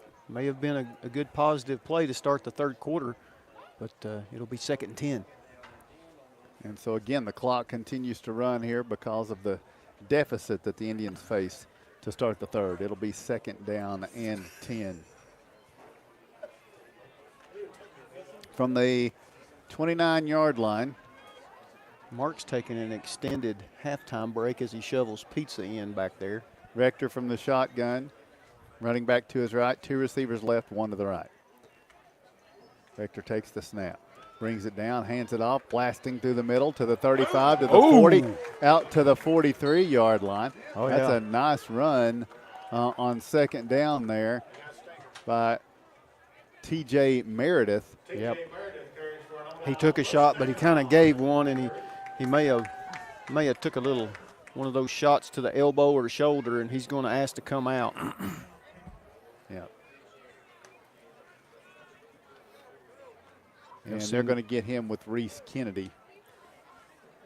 But that is a First National Bank first down, Oneida out to the 43-yard line. Hoping that's just a stinger. He's kind of shaking his hand. He may have banged his elbow or his hand there. That funny bone shot, man, when you get it, Not so you funny, fit. is it? No, sir. From the shotgun, Caden Rector takes the snap. Pretty good protection. Fires on the out. Juggling. Catch made. What a catch. Levi James bats it around like a hacky sack and then hauls it in for a 7-yard reception. It'll be 2nd and 3. He just wanted to make it look spectacular. I I think he touched that ball about a dozen times before he actually hauled it in. He knows somebody's going to get player of the game. What do I have to do? Great concentration right there. Yeah. 2nd down and 3. There will be a First National Bank player of the game, lineman of the game coming up later on. Oneida down 35-0 with the football 2nd and 3 at midfield. Rector. A little bit of high on the snap, hands it off to Kennedy. Kennedy trying to pick and choose his way, and Coalfield able to rally to him and bring him down for a loss here. It's going to be a back to the 49-yard line. It'll bring up a 3rd down and 4. We're inside 9 minutes to play in the 3rd quarter. Sometimes you just got to lower your head and get what you can get. Yeah, stick that foot in the ground and get upfield. Coalfield's just too quick to dance around back there too long, right, Mark? I mean, they're on you. Staying with that 3-man front is Coalfield. Why wouldn't they? Yep. Linebacker, they're just, 3-man front, and those linebackers are just cleaning up everything. So now on 3rd down and 4 from the shotgun, Rector. Caden takes the snap. He's rolling to his right. Might be a little bit of a hold. He fires ahead, and there are no flags, and he hits T.D. Ryan to the 41 for a 1st and 10. So happy for that senior right there, guys. Todd Derrick, a few weeks ago, he wasn't even sure if he's going to be able to put those pads back on, and he wanted to play. He got cleared to play and ended up in the hospital several weeks ago after a game, after he took a couple of shots, and, just happy for him, and he's fighting tonight. From the outset tonight, he has fought whenever he's got the chance. 4 catches tonight for that young man already. 1st and 10 at the 41-yard line. Rector from the shotgun brings a man in motion. That's Ryan. Here's a little bit of a high snap. He hands it off. Meredith back in there, 40. He's at the 35. Makes a move, 30, 25. Stretching down to the 21-yard line. It's number 21 with a First National Bank 1st down. Good blocking up front. Good run there by T.J. Meredith. Explosive. After that first cut, man, it was like he was shot out of a gun. And we'll go back to what Bo made a comment. We kind of got manhandled earlier in the year, and the first half was just ugly when we played York. We came out in the second half, and it was a totally different look from Oneida. Are we seeing that so far on the first drive? I think so, with a little bit of life. So at the 21-yard line, it is a 1st and 10 for the Indians. We've had this running clock, though, and we near the halfway mark of the 3rd quarter as Rector takes the snap, fakes to Peyton Smart, and keeps it. Rector going to be caught by the end and dropped, and a flag comes in at the end. Yep. So what will that be as the tackle is made by Riley Brown? It's usually in the area of holding. From the 24, it looks like they're going to step it off. A hold against the Indians. So it's been a good drive coming out in this second half. Yep. Good passes, crisp passes, good runs, and now this penalty, though, comes in. And being that it was behind the line of scrimmage, it's just a brutal penalty. Back to the 34. A 1st down would take getting the football to the 11. So it's a 23-yard 1st and 23. Trio of receivers to the right. Rector in the shotgun. Meredith shifts over to his right. And on 1st and 23, here's the snap. Rector rolling to the wide side of the field. Here's pressure. Rector fires it up. It's going to be complete. Catch is made here by Weston Hurst. And a nice chunk of yardage on 1st and 23. They push the football up to the 25, and it will be 2nd and 14. And, man, we're just not the 2A gaps right there. We didn't block them at all, and they got back there pretty quick. Good pass by Caden Rector to get it out to Weston Hurst to make a sizable gain and bring up 2nd down and 14. Are most high school defenses, and we'll get back to that after this play, Mark. I'll ask you a question. Rector from the shotgun on 2nd and 14, needing the 11. Takes the snap, looks left. Quick screen out. Okay. Levi James can't hang on to it. It's going to be an incomplete pass. The clock will not stop. It's going to go inside 5 minutes and continue ticking. Your question. Yeah, we've seen so many teams that we played this year play a 3-man front, a stacked 3-3, or some version of a free-man defensive front. Is that where a lot of the high school defenses are headed? It is because of it's because of the spread offenses, and you're spreading everybody out, and you're getting more guys that can run in the defensive backfield and covering them receivers and them guys out of the backfield. That's why you're going to, smaller schools, they're going to have their most athletic guys playing linebacker positions, so they can take 3 or 4 linebackers and even play behind that 3-man front and make a lot of play. That just, to me, that seems like where it's headed. Here's a 3rd down and 14. Oneida's going to have the 11. Here's the snap. Rector, heavy rush, dumping it off, and it's going to be incomplete. He had very little time to try to get that away, trying to set up the screen to T.J. Meredith. And it will be 4th and 14 now with 4 minutes and ticking in the 3rd. You had that 3-3 stack right there, and then all of a sudden you saw a few linebackers walk right up. You had a 5-man rush, and we Perfect just couldn't. play call. And yeah, I mean it was. We just could not convert on that because the pressure came off the edges so quick. And right there. It looked like the quarterback was throwing it more inside, and Meredith was going to kind of pull it more to the outside in the flat. Here's 4th down for Oneida. Got to have this. Got to get to the 11-yard line. Here's the snap. Rector dropping back. Flush to his left. Now fires. It's going to be incomplete. Colton Daugherty right around the necessary area. That's the word I'm looking for. Couldn't make the completion, and so the clock continues to roll with 3 minutes to go in the third. Just a 3-man rush, and he was still having to get outside of the pocket to make that throw. We've got to do something across that front 5. You've got to be able to pass block. You've got to be able to keep 3 men out of there, because if they're dropping 8 back, we should have time to throw that ball. And we've seen that all night, and we talked about it. I don't know if there's a little confusion. You know, if there's only 3 and you got 5, whose guy is it, you know? But it's happening. Brave. 1st and 10, Coalfield. 2:29 to go. Here's the snap and the give. Coalfield sweeping off to the right. Jaden Bunch, that is the freshman running back, pushes it up to the 33-yard line. So on a 1st and 10, Bunch is going to pick up a bunch of yards. He gets 8. It'll be 2nd and 2.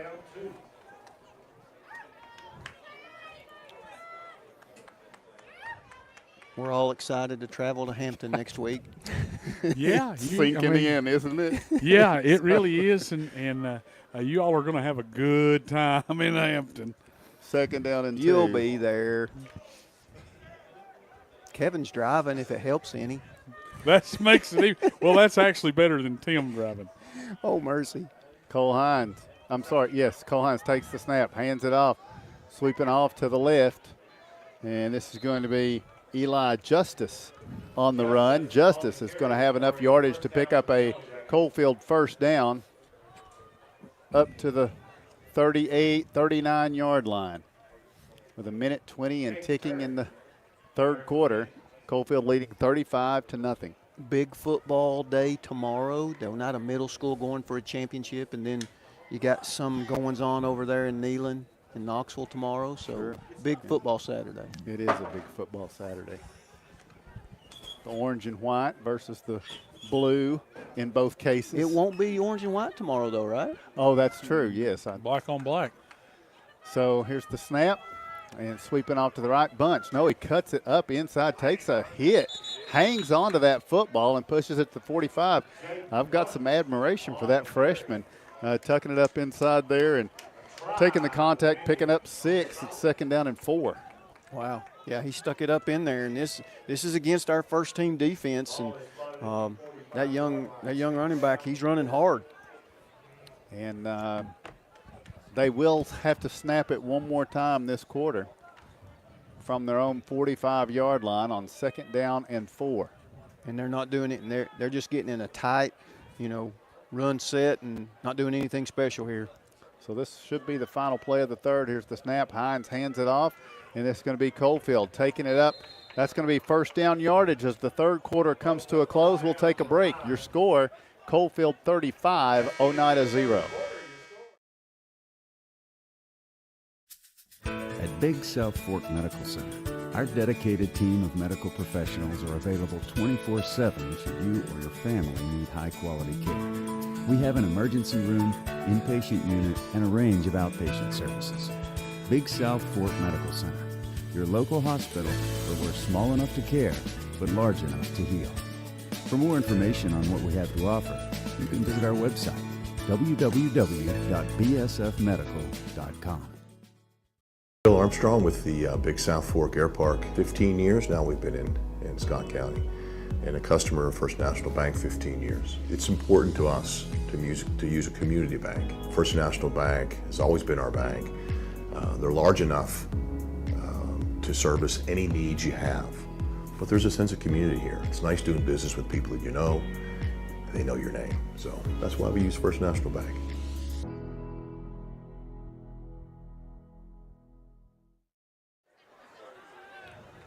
Welcome back to Oneida High School, fourth quarter underway. This is Hines handing it off. A sweep over to the left for Eli Justice. Bang. Justice gets across the 50 up to the 49.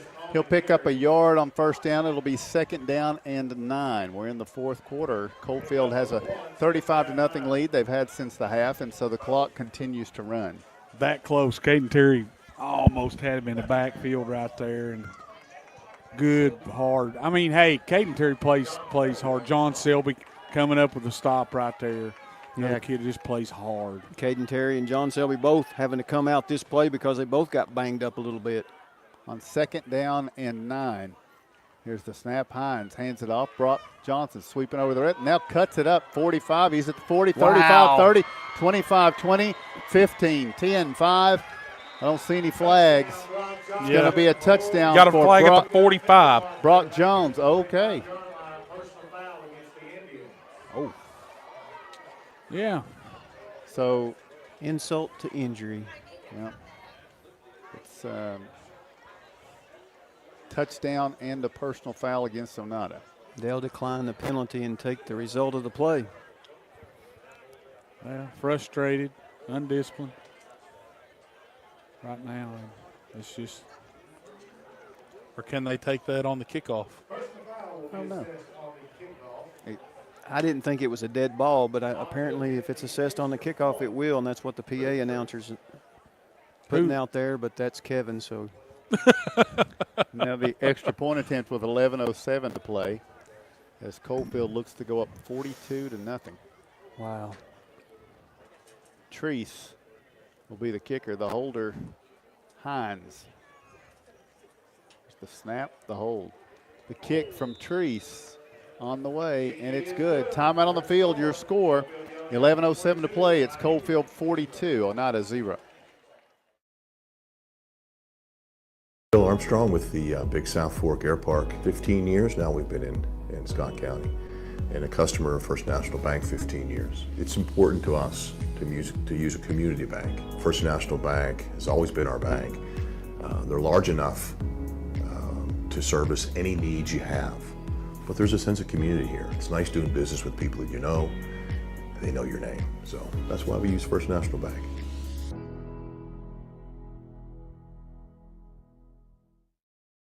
One job. One Welcome job. back to Jim May Stadium at Dr. M.E. Thompson Field. The score pops up there for you here in the fourth quarter. It's not a misprint. 42 and Oneida 0. And John L. brought up, would this be the largest deficit?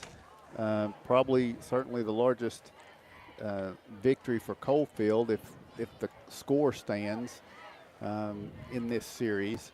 This, we mentioned in the opening, the 78th meeting between these two teams, second to none. That's the most meetings Oneida has had with any school.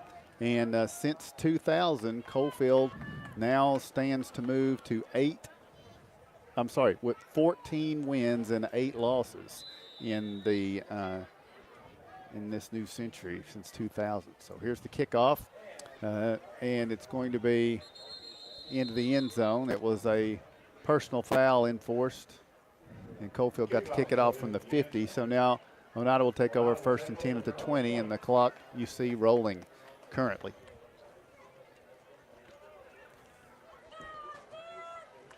Yellow Jackets had not surrendered many points, and tonight they've surrendered none. Yeah, against Gordonsville's been the only time, and they surrendered 42 against them. Well, they may get a chance to avenge that. Yeah, I'd say you're probably looking at a semifinal match there. I mean, I really don't see any way, and I'm certainly, I don't think I could even jinx the Yellow Jackets. I think they're going to be a Final Four participant without a doubt. And good for them. And good it may be team. Gordonsville, yeah. Caden Rector from the shotgun. Running back to his left, takes the snap. Here's the give, and up across the 25-yard line, out to the 30. Peyton Smart, senior, gets the carry. Guys, this is senior night. It's not the final game. Oneida's going to Hampton next week, but there's a lot of seniors on this Oneida football team. I mean, a ton receivers and linemen. It's senior laden. So It really is. You're going to have your quarterback back next year, and you're going to have a couple of other pieces. But for the most part, a lot of the starting offense and defense is going to be. Yeah, if you looked at things, you would here. have thought next year would have been the rebuild. Now from the shotgun, here's the snap. And this is going to be, again, a give in the middle. Ooh. Peyton Smart again on the carry, the quarterback, Tanner Buttram. Tanner is a twin. We talked to his twin sister Monday night on the round table. She was the cheerleading representative for Oneida. And she had to decide who was the better quarterback, her boyfriend, Gabe Brennan, or her brother, Tanner Buttram. If you didn't see that, you need to go back and watch, find out what she said. I'm not going to spoil the mystery. You should have been watching. Here's the snap and the handoff. Nice move. And stretching across the 40-yard line to about the 42. Push. Nice push. That was Gabe Brennan on the handoff. And on the carry, it was Caleb Reagan.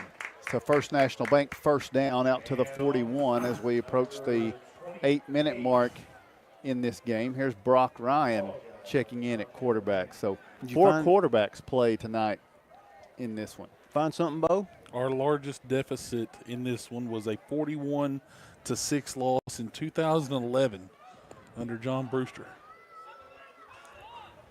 Well, he's off the hook, looks like, unless something changes here. As Oneida gives the handoff to Ben Gilbert. Gilbert stretches up to the 40-yard line, and it will be 2nd down and 10. Can we get Ryan to Ryan out there on a connection? Younger brother throwing to his senior older brother, of course. I don't think they're going to be on the field together. It doesn't look like. It doesn't look that way. Yeah, I think TD's night is done. They'll try to regroup and come out with a plan next week. The base of Roan Mountain. Tanner Buttram will come in at quarterback on this play, unless I missed it.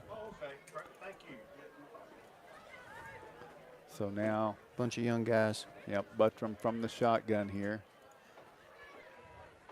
Taking the snap, he's going to run it over to the left, winding, bursting forward, 45-yard line up to the 47. Tanner Buttram with a nice run here. And that offensive line laying on some folks too, Mark. Oh yeah, you're seeing them pushing on people here. This is the future right here, guys. 3rd down and 4. Oneida at their own 47-yard line. Gabe Brennan will check in now with 6:40 and ticking. Look at the bookend tackles we've got. Yep. And Bo and Kev were talking about it at halftime, that middle school bunch, and I'll let you call this play, Tim. All right, Brennan from the shotgun on 3rd down and 4. Gabe takes the snap, hands it off. Nice little move, and that's Caleb Reagan picking up a First National Bank first down for the Indians as he finds his way to first down yardage. But that middle school bunch playing for that championship tomorrow, they've got, unless I heard it wrong, they've got 20 8th graders on that squad. Be nice if all those guys consider to step up and play as 9th graders. That would be great for this program. Brock Ryan in at quarterback, and who knows what the region's going to look like next year. We're going to lose Rockwood. Correct. We know that. So it may be everybody without Rockwood. I mean, they've got that situation up in Region 1. Yes. From the shotgun, Ryan on 1st and 10. Brock takes the snap, hands it off. Nice run through the middle across the 40 down to the 38-yard line, and this is Ben Gilbert on the carry.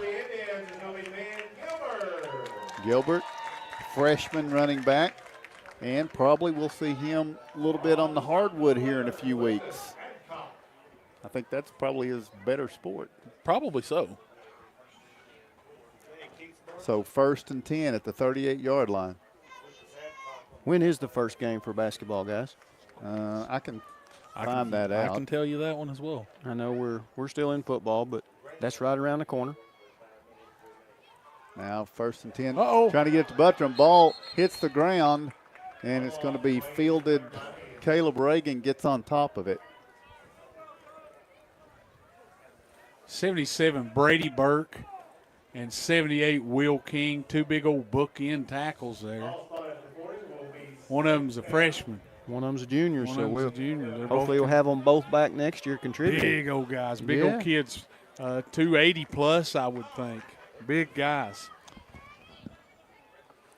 So Oneida breaks the huddle on a 2nd down and 12. Gabe Brennan, the quarterback, with 4:20 and ticking. Here's the snap. Brennan hands it to Caleb Reagan. He's hitting the backfield. He's going to be slowed and dropped. Now, Bo, I know the first basketball game John is asking about is November 19th at Anderson County. That's the Hall of Champions. Correct. Our first broadcast of basketball will come from Clark Range High School on November 21st. Play days this Saturday or next Saturday at Sunbright for the Indians basketball team. So that's fixing to get kicked off. A lot of excitement around the Lady Indians and the Indians in basketball this year. Now on 3rd down and about 16. Here's the snap. Brock Ryan hands it off. Caleb Reagan sweeping off to the right. Run Eludes hard. one man, keeps driving forward. Good hard running by Caleb Reagan in his time here tonight. He gets it up to the 42-yard line. So it's about a 3-yard gain. It'll be 4th and 13 with about 3 minutes and 10 seconds remaining in this one. Oneida's going to face a 4th down. Yeah, Reagan's a sophomore.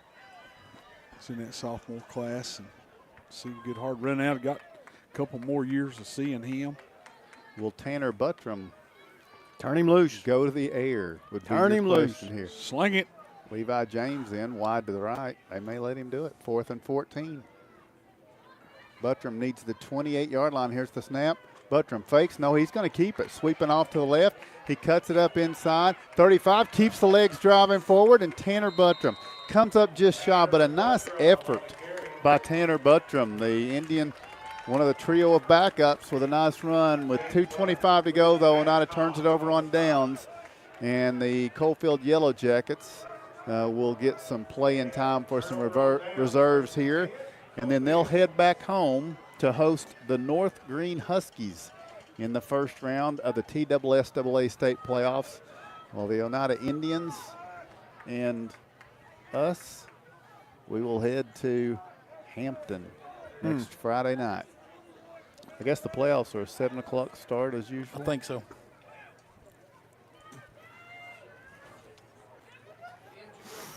So on 1st down and 10, Yellow Jackets with 1:45 to play. And a new quarterback in place, taking the snap, faking the give, and then got to tackle him. Eluding a couple of tacklers. Then he gets hit pretty hard here. That's Lucas Adcock, freshman quarterback, to the 29. It's going to be a loss of about 3 yards as the clock runs with 1:20 to go. Wonder if he's any relation to the gentleman his to our left. grandson. There you go. Keith Adcock of WECO. That's his The legend. grandson. Absolutely. Which reminds me, tomorrow, Oneida Wartburg, as we've mentioned several times, maybe we'll have a surprise in that one. Let's have to tune in and find out. 2:30 pregame, 3 o'clock kick. And Coalfield breaks the huddle with Adcock in the shotgun. Running back to his left. 2 receivers left, 2 to the right with 44 seconds to play. A little bit of a high snap. Adcock gets it under control, but too much penetration by the Indians there, and they're able to bring him down back at the 25. And that will likely be the final play of this game. So you can hang with us for the scoring summary, the statistics, and our post-game wrap-up tonight. We'll have a player of the game brought to you by First National Bank, and you'll have a lineman of the game brought to you by Trophy Masters. And as the teams head to midfield to shake hands, this one comes to a close. You hear the horn, and it's gone final as the Coalfield Yellow Jackets dominate tonight. We'll take the break after telling you the final score. It is Coalfield 42, Oneida 0. Bill Armstrong with the Big South Fork Air Park. 15 years now we've been in Scott County, and a customer of First National Bank 15 years. It's important to us to use a community bank. First National Bank has always been our bank. They're large enough to service any needs you have, but there's a sense of community here. It's nice doing business with people that you know, and they know your name. So that's why we use First National Bank.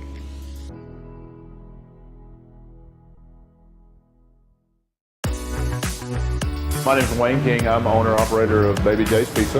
We've been in business since 2017, and we think we have the best pizza in town. We have our regular hand-tossed pizzas. We have thin crust. We have thin crust cauliflower. We also offer vegan. We also offer dairy-free, gluten-free.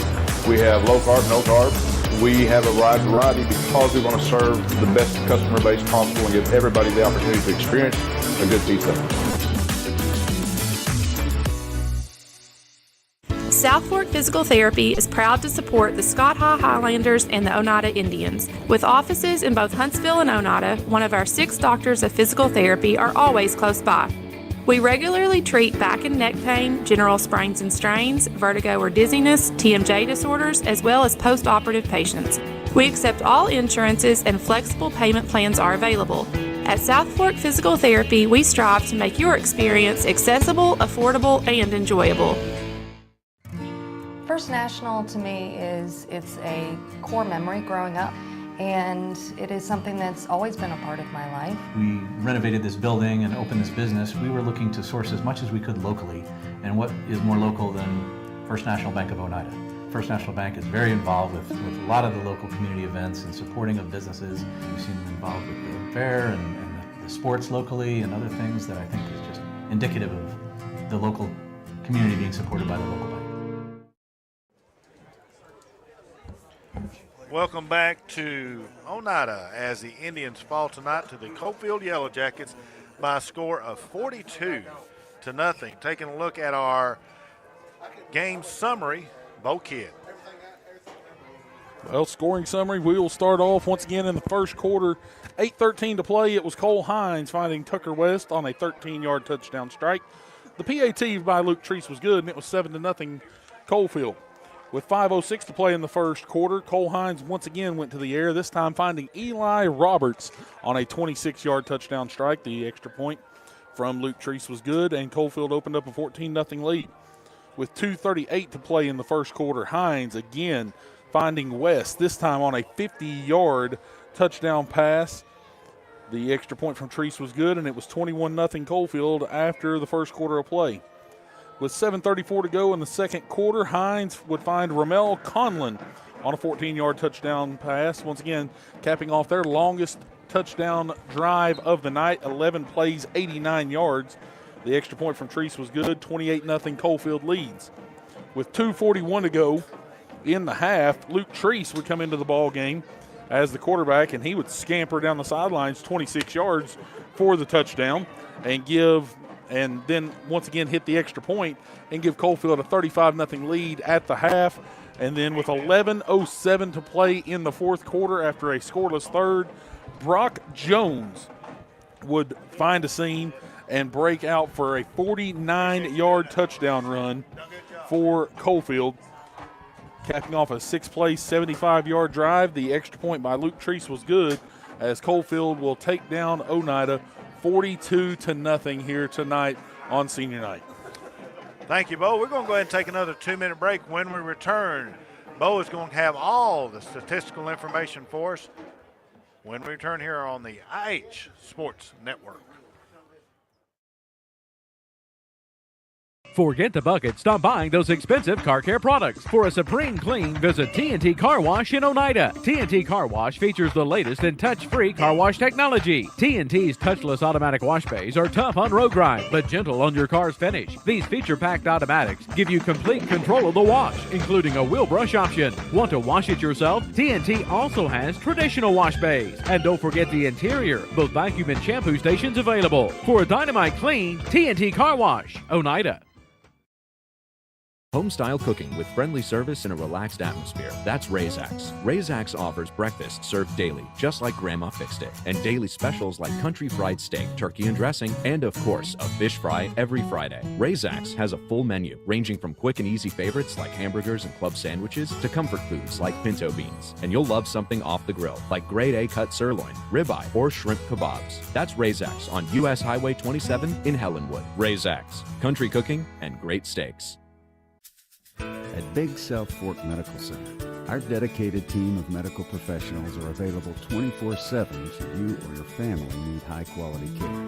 We have an emergency room, inpatient unit, and a range of outpatient services. Big South Fork Medical Center, your local hospital where we're small enough to care, but large enough to heal. For more information on what we have to offer, you can visit our website, www.bsfmedical.com. The superior technology of fiber optics carries a communication signal that is more robust and reliable than older technologies. Connecting homes and businesses directly to fiber optic networks enables enormous improvements in what bandwidth devices are capable of delivering. Experience Highland Communications' world-class broadband, delivered over Highland Telephone Cooperative's fiber optic network to make your online experience extraordinary. Highland Telephone and Highland Communications. World-class connections with a local, hometown touch. Welcome back to Jim May Stadium and Dr. M.E. Thompson Field. Once again, Coalfield 42, Oneida 0 with our final game statistics. Bo Kidd. Coalfield on the night, 20 first downs on the night for the Yellow Jackets. They carried the ball 24 times for 170 yards, 14 passes through the air, 14 of 21 through the air for 222 yards, 45 total plays, 392 yards on the night for the Yellow Jackets. They were penalized 9 times for 142 yards in the contest. They were led on the ground on the evening by Brock Jones, 3 carries, 53 yards, and a touchdown. Cole Hines had 8 carries for 41 yards. Colton Henry, 5 carries for 33. Luke Treese, 1 carry for 26, and a score. 11 of 15 on the night for 175 yards, 4 touchdowns. Luke Treese went 3 of 6 through the air for 47 yards. Their leading target on the night was Eli Roberts. 5 catches for 67 yards and a score. Ramel Conlon had 4 catches for 88 and a score.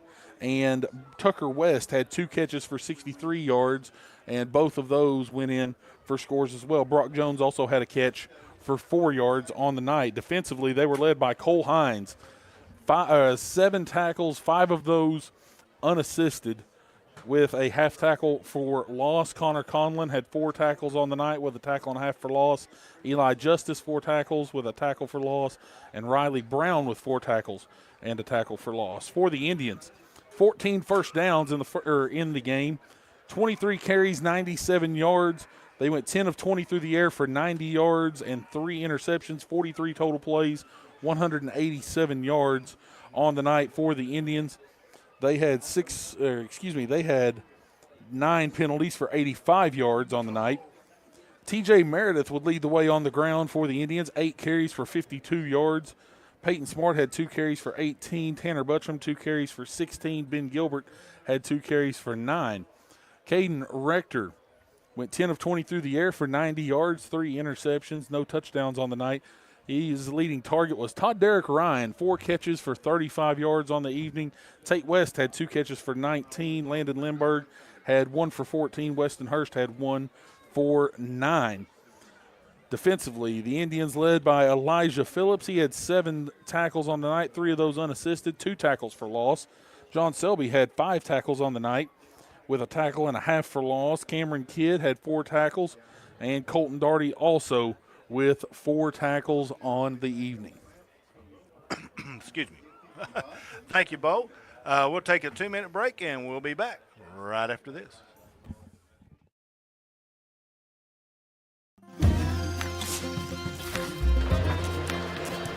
If you're a DIYer, Lumber King is your supplier. Equipment and tools, we got it. Paint and cleaning supplies, we got it. Rugged apparel and lawn care, we got that too. Visit us at 20359 Alberta Street in Oneida, Tennessee to make all your DIY dreams come true.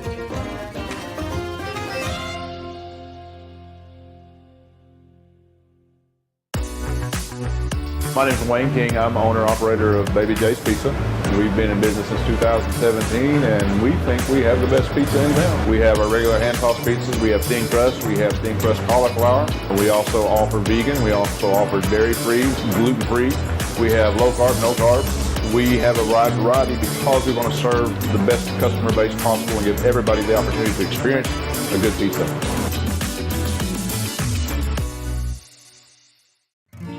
First National to me it's a core memory growing up, and it is something that's always been a part of my life. We renovated this building and opened this business. We were looking to source as much as we could locally, and what is more local than First National Bank of Oneida?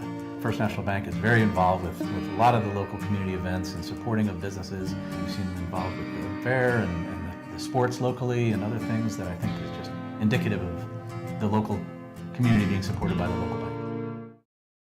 Home-style cooking with friendly service and a relaxed atmosphere. That's Razax. Razax offers breakfast served daily, just like Grandma fixed it, and daily specials like country fried steak, turkey and dressing, and of course, a fish fry every Friday. Razax has a full menu, ranging from quick and easy favorites like hamburgers and club sandwiches to comfort foods like pinto beans. And you'll love something off the grill, like grade A cut sirloin, ribeye, or shrimp kebabs. That's Razax on US Highway 27 in Helenwood. Razax, country cooking and great steaks. Welcome back to Jim May Stadium. Dr. Emmy Thompson Field. Now joining Tim Smith is head coach Jimmy May. Coach, the Indians pulled a surprise from the beginning tonight with the onside kick, and that went well. But then that drive ended with an interception, a turnover. Coalfield grabbed the momentum, never handed it back.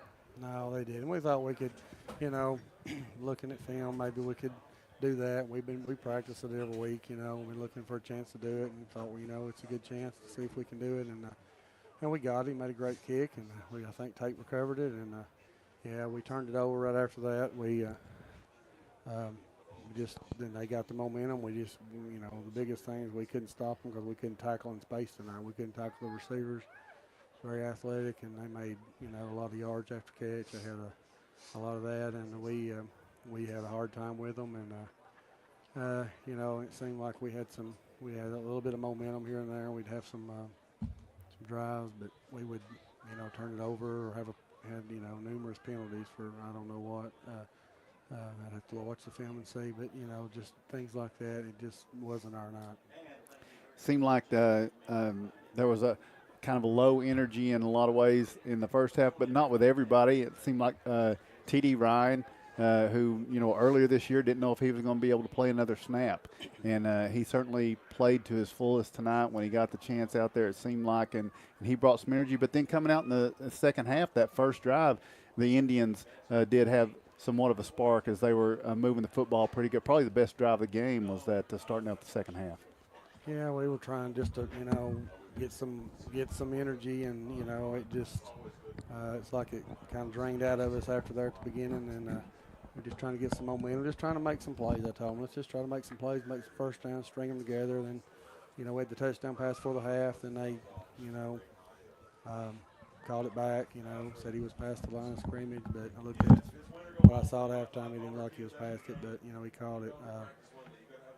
And then, we get in there and I think we got another holding call out of first down, missed a pass. We were trying to, they brought some pressure a couple times, but we had a chance, but we just, we couldn't string enough together tonight to get any momentum to get in the end zone. Obviously, Coalfield, a very good team. They finished 9-1 now. They're going to be hosting playoffs next week. And, it would be hard to picture a scenario in which Coalfield is not in the Final Four in single A. That's most likely where they're headed. But now you head to another very good team, the number one team, at least this week. And they played a very close game with a high classification, high-ranked team in Daniel Boone last night, lost by 1. So you're going into play a very hot Hampton Bulldog team at their place next week. Yeah, we are. They're a good team. We knew that that was our destiny from when we lost to Monterey. We were headed there, but I did go watch them play. Saw them. They're good. They're they're as good as they were last year. They could even be better at some positions. They're an outstanding receiver and quarterback, and they just line up and they try to run at you. And they're very athletic. I mean, we'll have our hands full. They've been ranked number 1 most of the year, I think. Well, at least most big part. And I know they lost to Gatlinburg Pittman. I saw that game. They lost to Daniel Boone, but that's a 5A team. It's 9-0 or 9-1, 10-0, and we just got to go play. You get a second chance. I mean, it's not it's not what we expected at the beginning where we are, but it's what the hand we've been dealt now. We've got to try to come back and try to get ready and see if because now you play till you lose, and we're gonna have to go up there and we've been up there before. Seems like we play them every year in the playoffs at some point, first, second, third round, and we'll just try to come back and go up there and be prepared and go play the game, because you got to play the game. So we seem at times that we are very capable, but it seems like tonight we just kept shooting ourselves in the foot with things, and it's just kind of what we've been this year. It seems at times that we're just so close to doing some things, but we just got to continue to work, and we'll go up there and play hard next Friday night. Not asking for specifics or strategy, but what would it have to look like to pull off an underdog win next week in Hampton? What would your game have to look like? Well, we'll have to, you got to stop them from lining up running the ball on you first. But they will spread out and throw it, down the field. You got to cover those receivers, so you're gonna have to. If you get too many guys in the box, they will spread out. It's like we've got to stop people from moving the ball like that on us, and we've got to.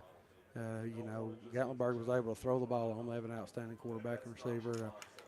That maybe that we've got to be able to try to throw the ball a little bit, because that seems to be that's been our strength this year. That, and you got to move the ball, and I think the time of possession, keeping it from them, because that they get it and just eat the clock up like he did last year.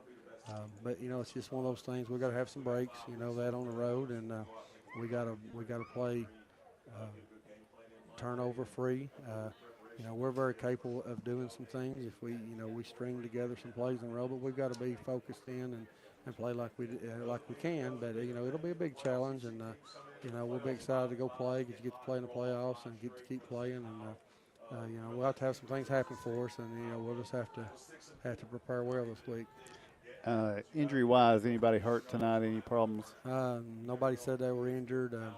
They got to.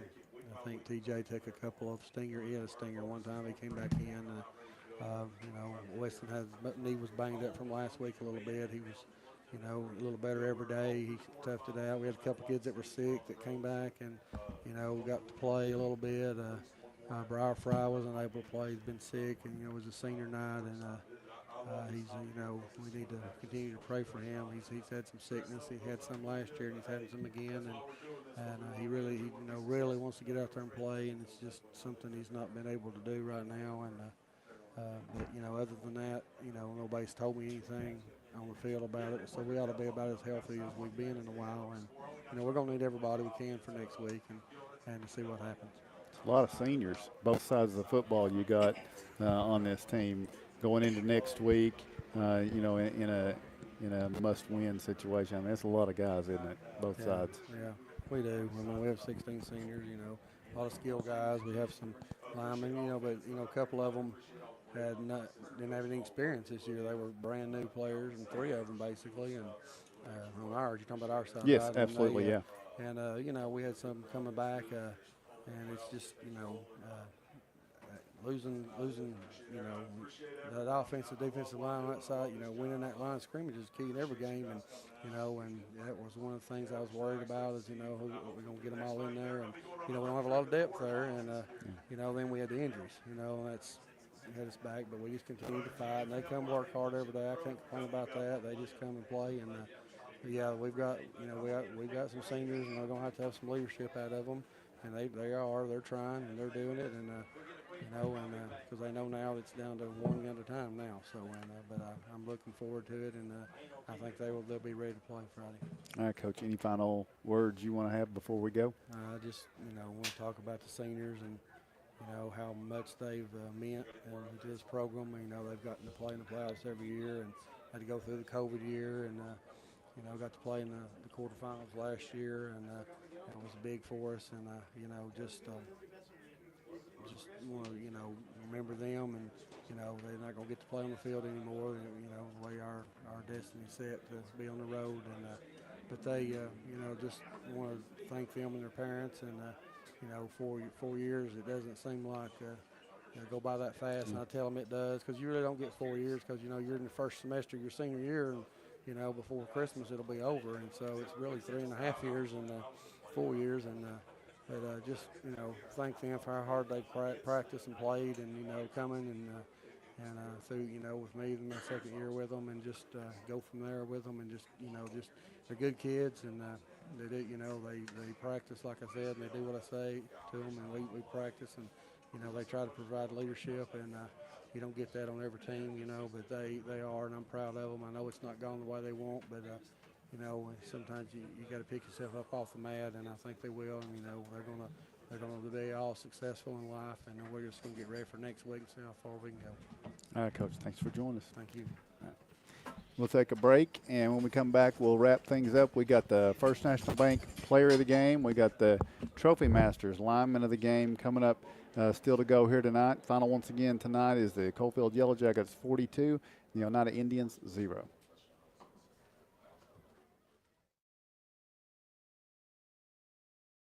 Home-style cooking with friendly service and a relaxed atmosphere. That's Razax. Razax offers breakfast served daily, just like Grandma fixed it, and daily specials like country fried steak, turkey and dressing, and of course, a fish fry every Friday. Razax has a full menu, ranging from quick and easy favorites like hamburgers and club sandwiches to comfort foods like pinto beans. And you'll love something off the grill, like grade A cut sirloin, ribeye, or shrimp kebabs. That's Razax on U.S. Highway 27 in Helenwood. Razax, country cooking and great steaks. At Big South Fork Medical Center, our dedicated team of medical professionals are available 24/7 should you or your family need high-quality care. We have an emergency room, inpatient unit, and a range of outpatient services. Big South Fork Medical Center, your local hospital where we're small enough to care, but large enough to heal. For more information on what we have to offer, you can visit our website, www.bsfmedical.com.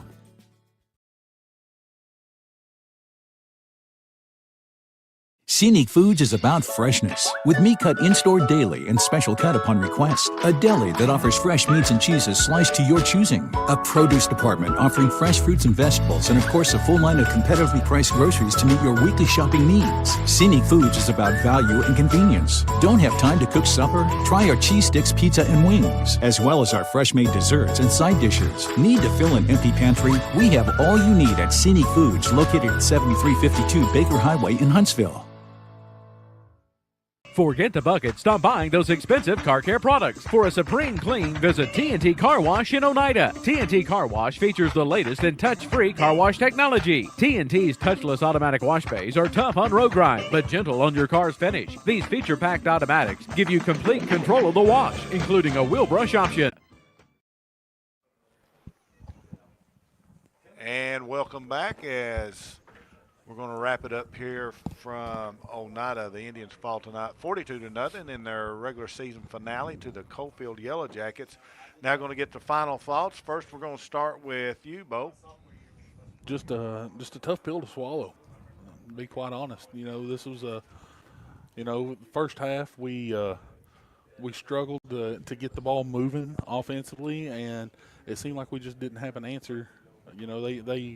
They used the short game quite a bit through the air against us early, and then they broke off a couple of big ones. But it was just a few mishaps and a few mistakes that we had in the first half ended up leading to some points for them. And it's just something that we've got to rebound off of. You got to take this, you got to put it behind you, and you got to get ready for next week. I mean, that's just all there is to it. You've got to. This is, it's there, it's done, it's over. Put that in the back of your mind. Yeah. This is where it counts. Yeah, it just more of the same for me. I mean, it was a tough one to watch, and it was tough for those kids, and I'm sure those seniors are feeling it about right now. You kind of feel for them. Like I said earlier, barring a major set of circumstances, it'd probably be the last game that the seniors play here. You know, a lot of things would have to happen to get back here. Well, the way the bracket's set, even if they Yeah, went out, they that's still what I can't was get thinking. here. Yeah. So it's, you know, you feel for those guys. You want to see them go out on a winning note as far as their last home game. It's not going to happen, but they still have a game to play, and you got to go play it. And it is the playoffs. Anything can happen. You got to go to practice on Monday and swallow hard and try to get better. Absolutely. So they are still alive, and that's the way they need to play it next Friday. Yeah, absolutely. Tim? All right, so we're going to have our First National Bank player of the game. We're going to have our lineman of the game. Let's start, Mark, with the lineman of the game. You know, Trophy Masters, as we've said all year long, Tony Duncan down there. You know, he sees somebody that people don't really recognize his talent. Devlin works for him a lot. People don't recognize that Devlin even has talent, but he does. And so, you know, Tony has found that for him. He found his talent on the clock this year. He did. But he wanted to recognize some people that didn't get recognition. Those are linemen of the game. You were a lineman once upon a time, so you kind of know. And I didn't deserve any recognition myself, but the these point guys was, do. Yeah, the point was you know that wasn't something that was done very much then, but now we do that. So the lineman of the game, who'd you got tonight? I got Cameron Kidd. Cameron Kidd played really well across the defensive front. He had 4 stops and tonight. And offensive line, he played well, pass block, and had some good run blocks out there. So old Cameron Kidd gets the offensive lineman of the game, I should say. Lineman of the game. All right. So, and then First National Bank, as they've done throughout the past couple of years, they sponsor a player of the game. And tonight's player of the game, we were talking about it at halftime. We were talking about who it might be.